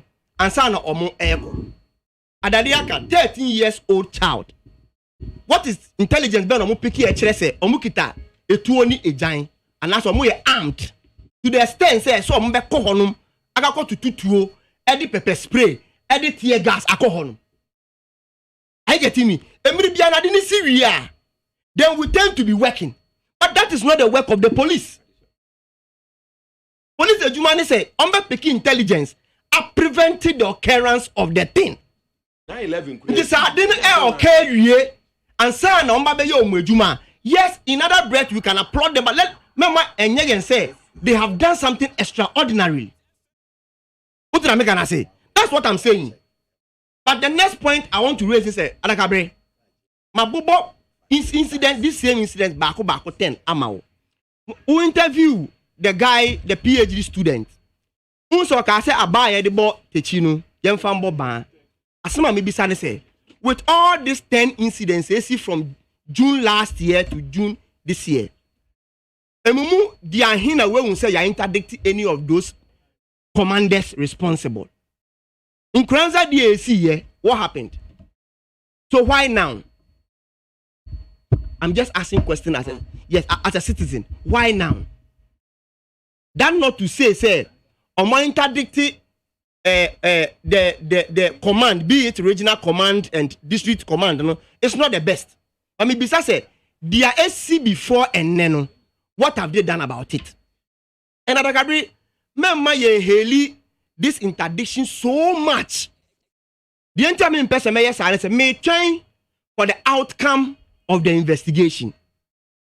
Because there are so many instances issues in this country are happening. You better say you interdict police ni, you interdict way. At the end, ADAKABRI mino yenti unshi na semeno akakoda anameboa. Intinu media the American say it is too early for us to draw conclusion. Conclusion me person me draw ne say, person me draw from the outcome of the interdiction. Not from the interdiction, because there are instances you are interdicting a lot of security personnel in this country and kosiyaga anameboa. Intimida mi hu ni say akoye normal routine. You interdicted. Na Ghana for who say you two and among maybe you two and among 1 week, 2 weeks. Ghanaians would forget and they will not even follow again. Now at the end, you judge those police persons. Do you get me? Intermediate, but for me, the first point is that the Ghana Police Service, led by Dampare, continue to fail the people of this country. Because omwe jumanis ombe prevented, and yes, ombe tiada. Now I didn't see a no mabe cosmetic policing. Am I in? That's the first thing. Interdiction. Interdiction, yes, good, but I'm saying that too early say you be hail the police for doing that. Mr. Susa young train, they share the outcome because there has been instances, police force has been interdicted, but at the end, they were left off the hook. Until young train Sanyamano, young share the outcome. The next point is about ADAKABRI. Say a student for any demonstration. For me, unless somebody back at them say student demonstration is against a certain laws of this country, be it an enactment, an act, or a statute. But until then, no, for me who be wrong with it. Because you see ento wada. Ye twa kwan na nka wo dan a wo se kwan na etene. Wo ho na se wo school ni bi na nka ka abo wo mate. Maybe wo ne call dan ni ba ya o se me koto ade aba. Wo be tia ne se yesi ka abo no. Na we wu a. You feel how they also feel. And bear in mind so amoye enkola. I get it because unless you tell me say emra bi a omo de omo ye na tia emra bi. ADAKABRI anamebo a. Ya di mra na eye adwuma o man we mu. If you are and say then I don't see anything wrong with it. But say tiamra dia, then we can go in that tangent. But until then, they mean who anything wrong with it. Because like I said, I can say a two and two wada. And two wada. Say me go school aba. Uma me do wako see school. Unko do fia yese car ball. Just because as I say, a buying shemaya ram. How much does it cost to do a ram? How much does it cost to do a ram? Abaya when you scarce abayin bia, when you scarce abayin bia. When you scarce abayin bia. And then so ram. Inso ram keke munti minye. Eba oil money, when you see abayin bia. Eba borrowed funds. Eba wajibu siasi abayin bia. ADAKABRI say we see market. Eba sika yedi ache Ghana. Yache abayin we see abayin bia. 200 meters away from the school, no. There's a ramp. Just an approach to a market to a school. So why put a ramp before the market, but you are unable to put a ramp before the school? That is the question. I hear a cost to construct a ramp. Maybe a ramp no so no. Be a market or no nipa do so in school. School so 6,000 students. No, but ADAKABRI bear in mind say. ADAKABRI bear in mind say. A school, irrespective of the number of ramps amobeye leading to the school, no. That school holiday. Sometimes also no more signpost at all, maybe slow down student passing. Those kind of sign time school for a porno. The BC Quancy Benya lollipop man. say ojina honum. That's why I'm saying put it in perspective. No, school na nim ho no, minim say onim ho a, enya baby are like the ramp no, in my opinion, the baby a ramp back no nipa dos ho. Say school no here, ain't na me dey responsibility na man school. Say school no here ramp. Have the school approached the assembly? Has the school approached the your friends urban roads so whatever authority approach them? Right, Honorable Speaker of Parliament, ASK Babin, Wama a year 1 week ultimatum to the Defense and Interior Select Committee in Ghanaian Parliament to probe what must have caused or led to disturbances. Adade, yenti adade first. No, let me finish. Let me finish. Yenti adade first. You have not been fair. No, you have not been fair to me. No, but I don't know. You keep repeating the same thing. Anything I'm here. I'm not being happy with it. Right, Honorable Speaker of Parliament. 1 week. Same thing. I don't know why. Na you investigated this year. What are your thoughts on that? In fact, Nejuma. A parliament ejuma na omo ejuma hu say niama enhyeda enkoyi mo betumi pre minister no ama na be yi ano enti say ebia parliament in this case or no represented the embodiment of parliament they will say omo make sure say the course no ye beti ase a nyina ye nim the course aka de ye do ni obia ofili say yenye investigation ni ye ni ehu de obaye decide ye ka say ebimpo ana school na achro akoma the necessary authorities so munya ramp no maye so the demonstration in was fact, the last a teacher resort. of the school enura ekachre say headmaster no actual several letters so the demonstration was the last resort say ye no kren so demonstration came about as a result of teacher baako or driving a car on tech vibe. Na all TSC main road no and a Kia Pregio Rotrona and me and not be boom when the teacher is in critical condition, unable to speak as yet. See, say 1 year to 1 year student leader that Yama way no and my problem is where it is happening. So omoya school from Kuala and Toto. No na a hamino. But otherwise, say koye a higher institution, a biana. The demonstration would have been a little more massive, and one year na akofa asem momuaba. Okay, tina me soprano so speaker speaker say defense and interior committee so enhwe sign na wokano. Well, I mean, speaker akasa, I mean Shirano. I no Ghana for Nanke, expect this speaker and Kawakan we Nanko can the entire. We are right honorable speaker of Ghana ha. Now would you pay a Kessia ne S Gracia Kessia any wo free everything house boy bungalow everything. Now wo hospital no asan ba be Giske free Ghana for also san their hospital. It the speaker can dey me so but on san chire ye the entire the speaker of Ghana who is one of the richest people in Ghana.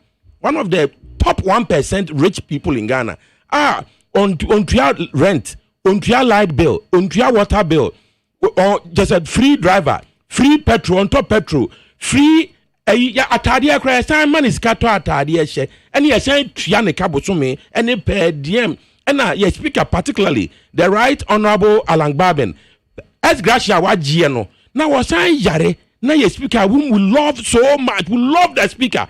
Or yari no ko hospital no asan Giske free Ghana for yan for honum at the hospital and this speaker de wakasa money na anu hwam sa na meka no afi Godwin Mahama yeah what do you make of speaker of parliament on also all share defense and interior committee then within a week almost far report umra Gabriel obi eni wa obekasa etia dia speaker akano I'm yet to hear so be a cassette that speaker can because the AC no said the American can no one out to one no obi any way related to me but sanka to me I would have felt how it is into the same way a two obi nua obi bani obi uncle no or ye nipa te say me no I need to feel the same thing.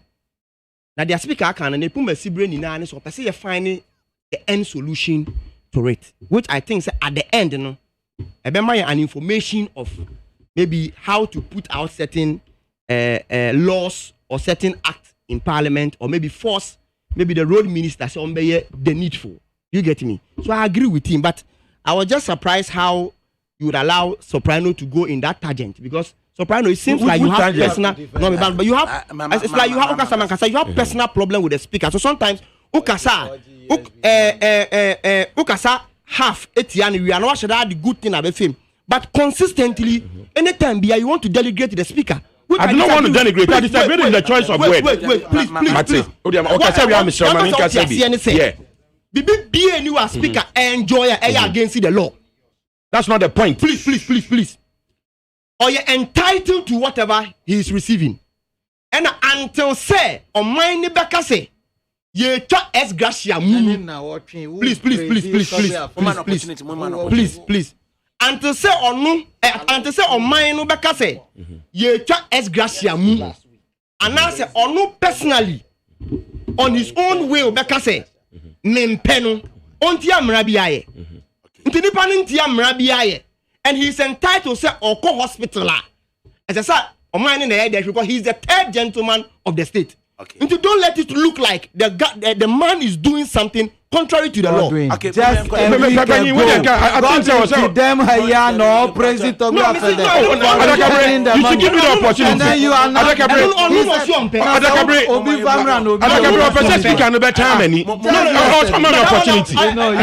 You have to give me the opportunity. But I have to say, I don't have anything against the speaker. I just don't understand how come one of the richest men in Ghana keeps on collecting money to go to the hospital.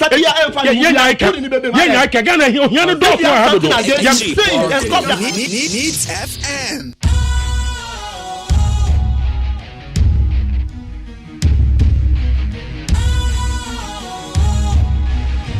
What's cool, fresh and trendy with a new look? Makes you feel real good, that refreshing vibe. Satisfies you right just the way you like. Do you know? Do you know? Do you know? Ain't gotta do it alone. Specialized makes you glow. Anytime, anywhere. Specialized feel different. Always think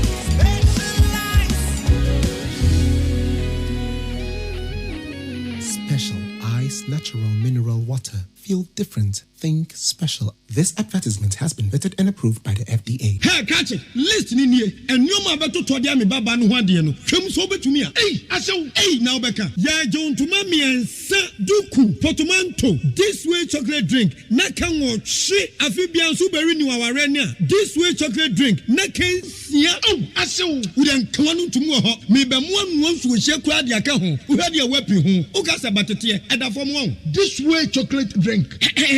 Crash up a pair, Baba Wari. Aso, ye fear said this way chocolate drink, your sorry, no pan on yenum. Ye bishop free genome no snack. Ye nya ho one on ye seven woman. Ye did really a pebibia bob we had yaswa. This way chocolate drink in yenum. And at this one, what's yanua? Has such a wom, cocoa wom, brick wom, bibia wom. I don't hear any social.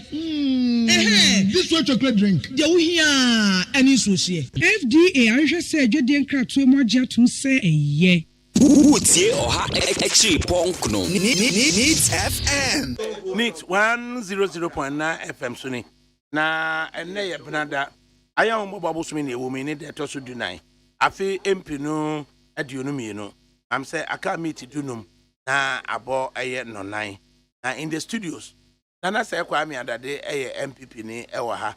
Godwin Mahama of the NDC ewa ha. Eye Sylvester Sapon Soprano of the CPP at the Atlantic.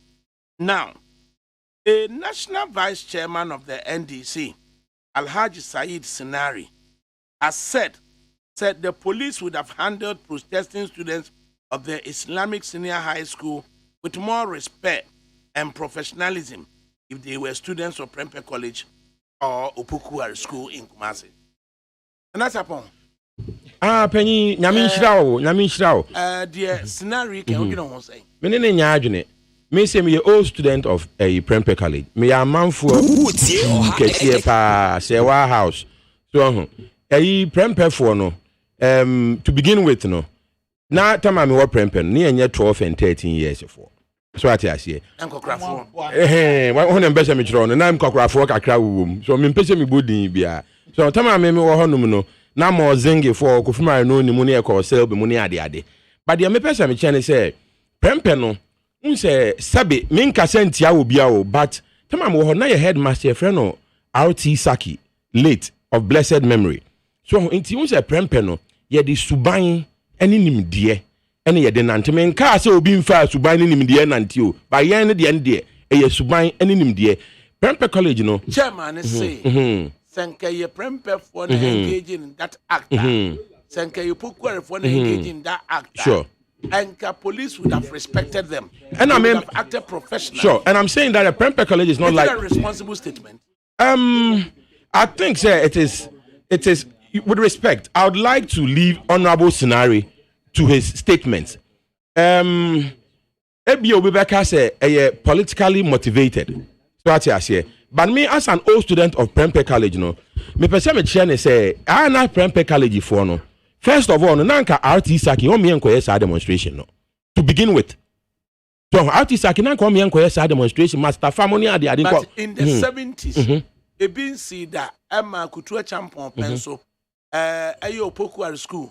So that time na commander say na regional commander asante. Okay. Ti akobu Opokuari for say wo mo akoblock aye Obuasi Kumasi highway no. Emma no so mu dwane ko school sa omkwa de soldier for na kobo wo. Unse Ti enwanwa sa scenario beka say a year Islamic Senior High School nti and a process for year de omoye no. Openyi scenario no. Again, I have high regard for him. So and I mean pese me de petro ebegu sa eja we so. Nti me pese me ka insembi na bia be religious. So what I say. But the me metimi aka say obo Prempeh College din no. Me pese me chene say Prempeh College for no. Yes sir. To begin with no a very demo say Prempeh demo say bia demo say Prempeh College main road na Kanoso so lie honum highway at the end ba ya Prempeh relocating the main road at the call Abrepo Junction to Santas roundabout me patcho me to ase na Prempeh the main road yes say Wadiba be see Sofo la main gate na Sofo line sure Sofo line honum the na kwada so kwada so esu ebo aside honum and as see an Prempeh are relocating the main gate at the Abrepo Junction site na you build the highway no Prempeh anymore and where you the main gate every home yes it is kwada way so no you bet me move am so main gate no across the northwest side of the school. Well, possibly, but Adeba Akonso also another example, and say be a Kumasi High School. Kumasi High School, main road no junior say honum no, main road no da honum. Enti ebia a speed ramp no. And ajama yebe indeed no me feel said this is an opportunity for Ministry of Education to liaise with Ghana Highway Authority and our urban roads. Nanka school bia wo krom ha say no, or say a speed ramp or further Sabi okoba bi to say United States school anim honum no ye wo a speed limit so I say you can't go beyond a certain speed ewo ho and but I said what the highway code here juma say densely populated area yes you don't move beyond 30 kpmh and ebia we so bet me aka say be Ghana for no a literacy rate no low enti speed ramp enti any say wutimi kan wodu on ma full stop or so slow down so what I say what kind of say na me no because I wutimi reading right here and say wutimi kinkan car because the road sign ba now you cannot appreciate the road sign when I say road sign ebia yes stop and I say ebia ye the obi apagya nensa say road sign say sign mfonyini thank you ɛnhyɛ nyɛ ne nyinaa na ɛyɛ ntwerɛyɛ udru cattle grade no so ayɛ anantwie bɔ hɔ anantwie bɔ hɔ no nti wɔn sɛ nantwie betwam wɔn na mpɛsɛ metwerɛ nantwie bɔ hɔ nti because ɔka sɛ ɛyi wode akenkan na ɛbɛma licenses wɔ kurom hanom a ɛde ɛhaw bebree bɛba na kaa de kuta no ɛyɛ information ɛfɛnsɛn on the dashboard no unkenkan ya obetumi information on the dashboard sɛ ɛyi yɛbɛtumi ɛde ɛyi chi kasa ana vernacular no local language no ɛde akyerɛ sɛ ɛyɛ house sɛ ɛyɛ chi sɛ ɛyɛ angona ɛwɔ dashboard no so no sɛ ɛyɛ training sɛ apprentice sɛ bia wobɛgyina ka kyerɛ sɛ ade ne pagya duru hɔ no ma yɛ sei pagya duru hɔ no ma yɛ sei but deɛ na meka ne sɛ ɔpanyin scenario adwobrɛ panyin wadaroma ɛnyɛ ebia ayi prempe college asɛm there is no discrimination so me Islamic school na wo kuma asɛm minimum pa ɛna Islamic schools a wo krom ha sei no Ghana ha sei no Oma produce some of the finest Ghanaians. One of the Islamic schools I mean, high regard for. T.I. Ahmadiyya. Kumase. Teaching Islamic. Teaching Islamic. Okay. But T.I. Ahmadiyya Kumase one of the most important secondary schools in the country. Oma produce all kinds of fantastic Ghanaians. Amasophobia. Thank you. Amasophobia. So tamana yenye SS ni GSS ana athletics ejina mu wo Ghana no na amasophobia fo ejina omo na so pa omo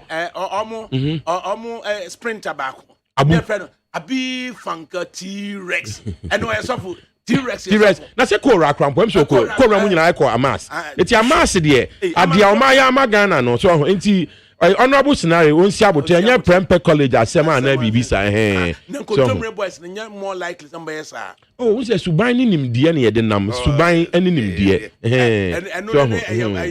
na but oh yes we amanfo ana we nya chance no ho on ye class ni ti same na ka Saddam kura me sasa kire ka me ho beto me Mahama honorable Said Scenario, vice chairman of the NDC, to think that the police have acted this way because school near Islamic school. Nanka a prempa nasa nkupukwara. And Kayanyasa, is it a responsible statement? ADAKABRI, Nyamienim no kware. Ahana, ona okana me. Okay, Power FM. No problem. Na oni Mugabe ni. No problem. Msa minka said ya okano boa. Ena minka say no kware. So the American say aha ena mete story no.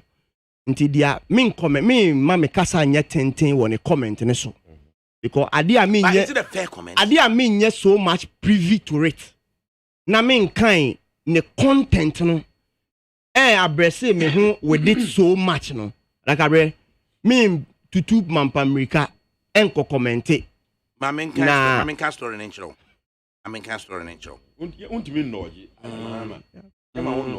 because what the penny or say police shot students because they are from Islamic Senior High School. Alhaji Scenario. And the photo Bema Fefe.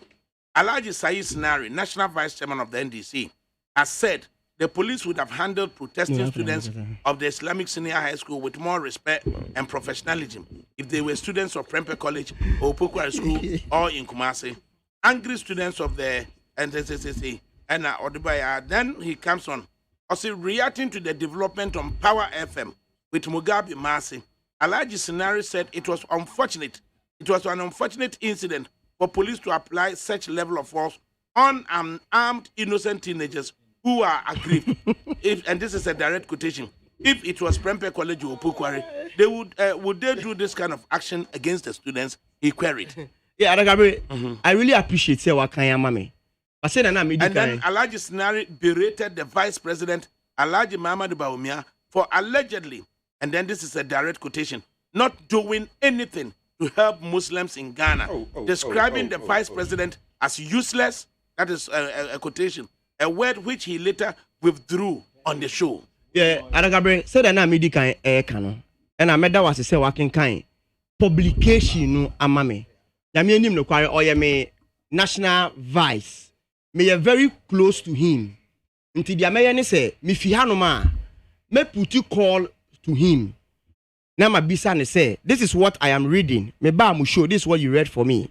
Ombo me mu no kware said that subsequently me call other stations I'll be able to speak to the matter. Medical can say this is the first time I met it, but the fact is that ADAKABRI, if truly indeed he made that statement, I want to say two things. The fact is that one reason for saying that I won't begrudge him, but to show the kind of country we shouldn't go in that direction now. Then I stand to disagree with him, which I've already given a caveat. If it is true, say, occur in that manner, or what reasons to which he said that, I leave it to his reasons. Because Obiani the entire O2 and among ye maybe. As I watch Shagan mine said, ya niema eti, I am Pessie tribalism, yam Pessie Muslim, ni Christopher, yam Pessie this and that. And he has to go that way. For me, I disagree with him. But I must still take it time because I can't just say me very close. Now me need decide and come on. But me comment and go so deep because maybe sometimes there have been instances where we are aware why you juma we ache. We bet me read the link be na contrary to the anipano. I'm not saying say we are contrary, but any na juma ye there have been instances I bet me make a comment be then those doing the publication can misquote whatever okay. I don't want to say he has been misquoted. Yes, intinu the American AC say the AC war the Islamic school no mama yema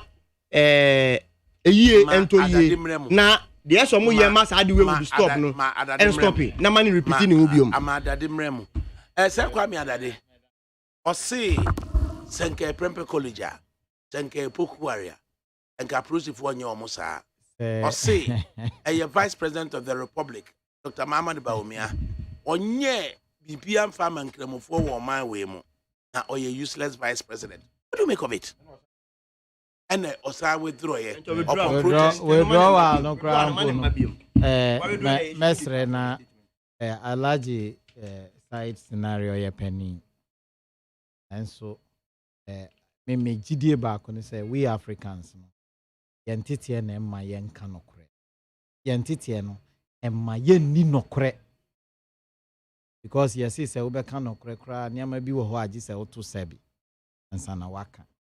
In my opinion, Yen Papa, whoever he might be, no, the best reno, and penny for no, or moon junior, or moon junior soon, and chain and toka, or moon junior or mining kind call, and chain party, and political issues.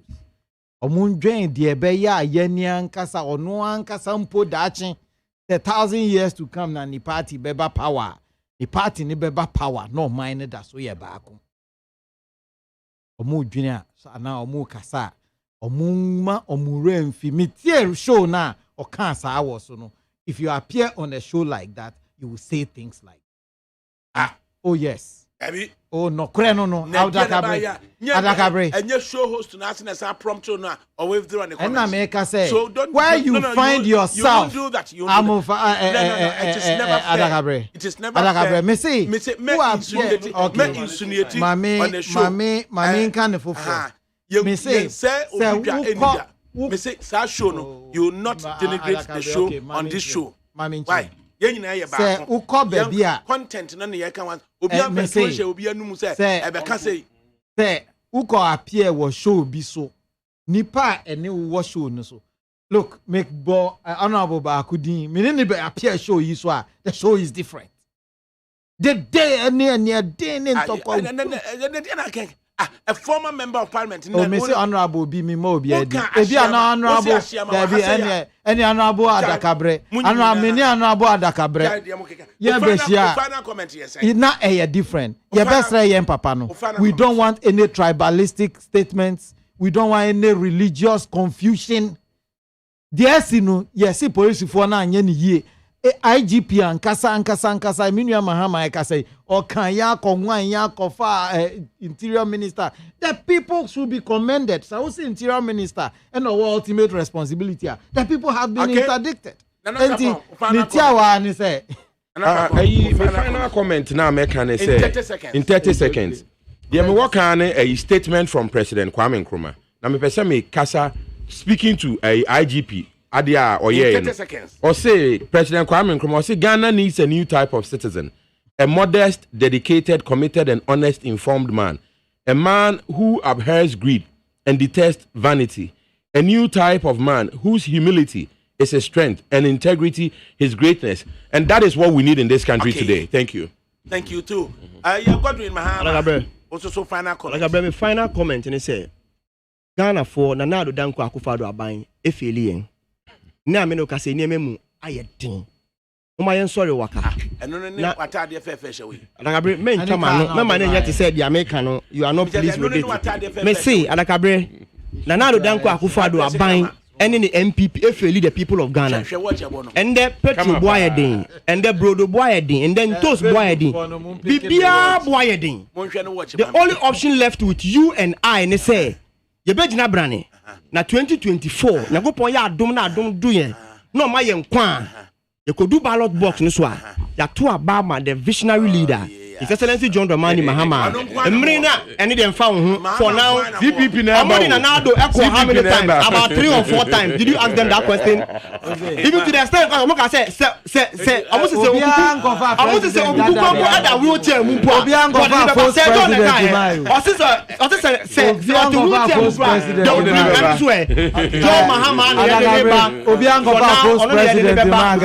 He's the visionary one who has done the unthinkable.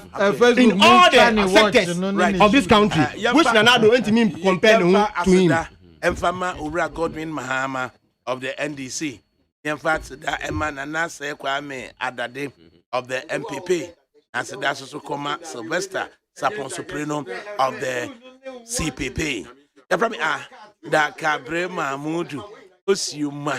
Between Mumma, Miami Dofumadi, and Mamma Biamaquafo. Na panyin ko juda me ado as usual and a dimsi abontene na abrafrema bankro wone eye nana ya sapon one nso so and technical productions, in fact not forgetting the maestro, a utility player, a Marjorie or say Ajimai ni asori akofie dia na me de mo be share eye Ola Kwaku Michael on the ribe kofi yesusu se o de yebeko jo usuneti neat 100.9 FM.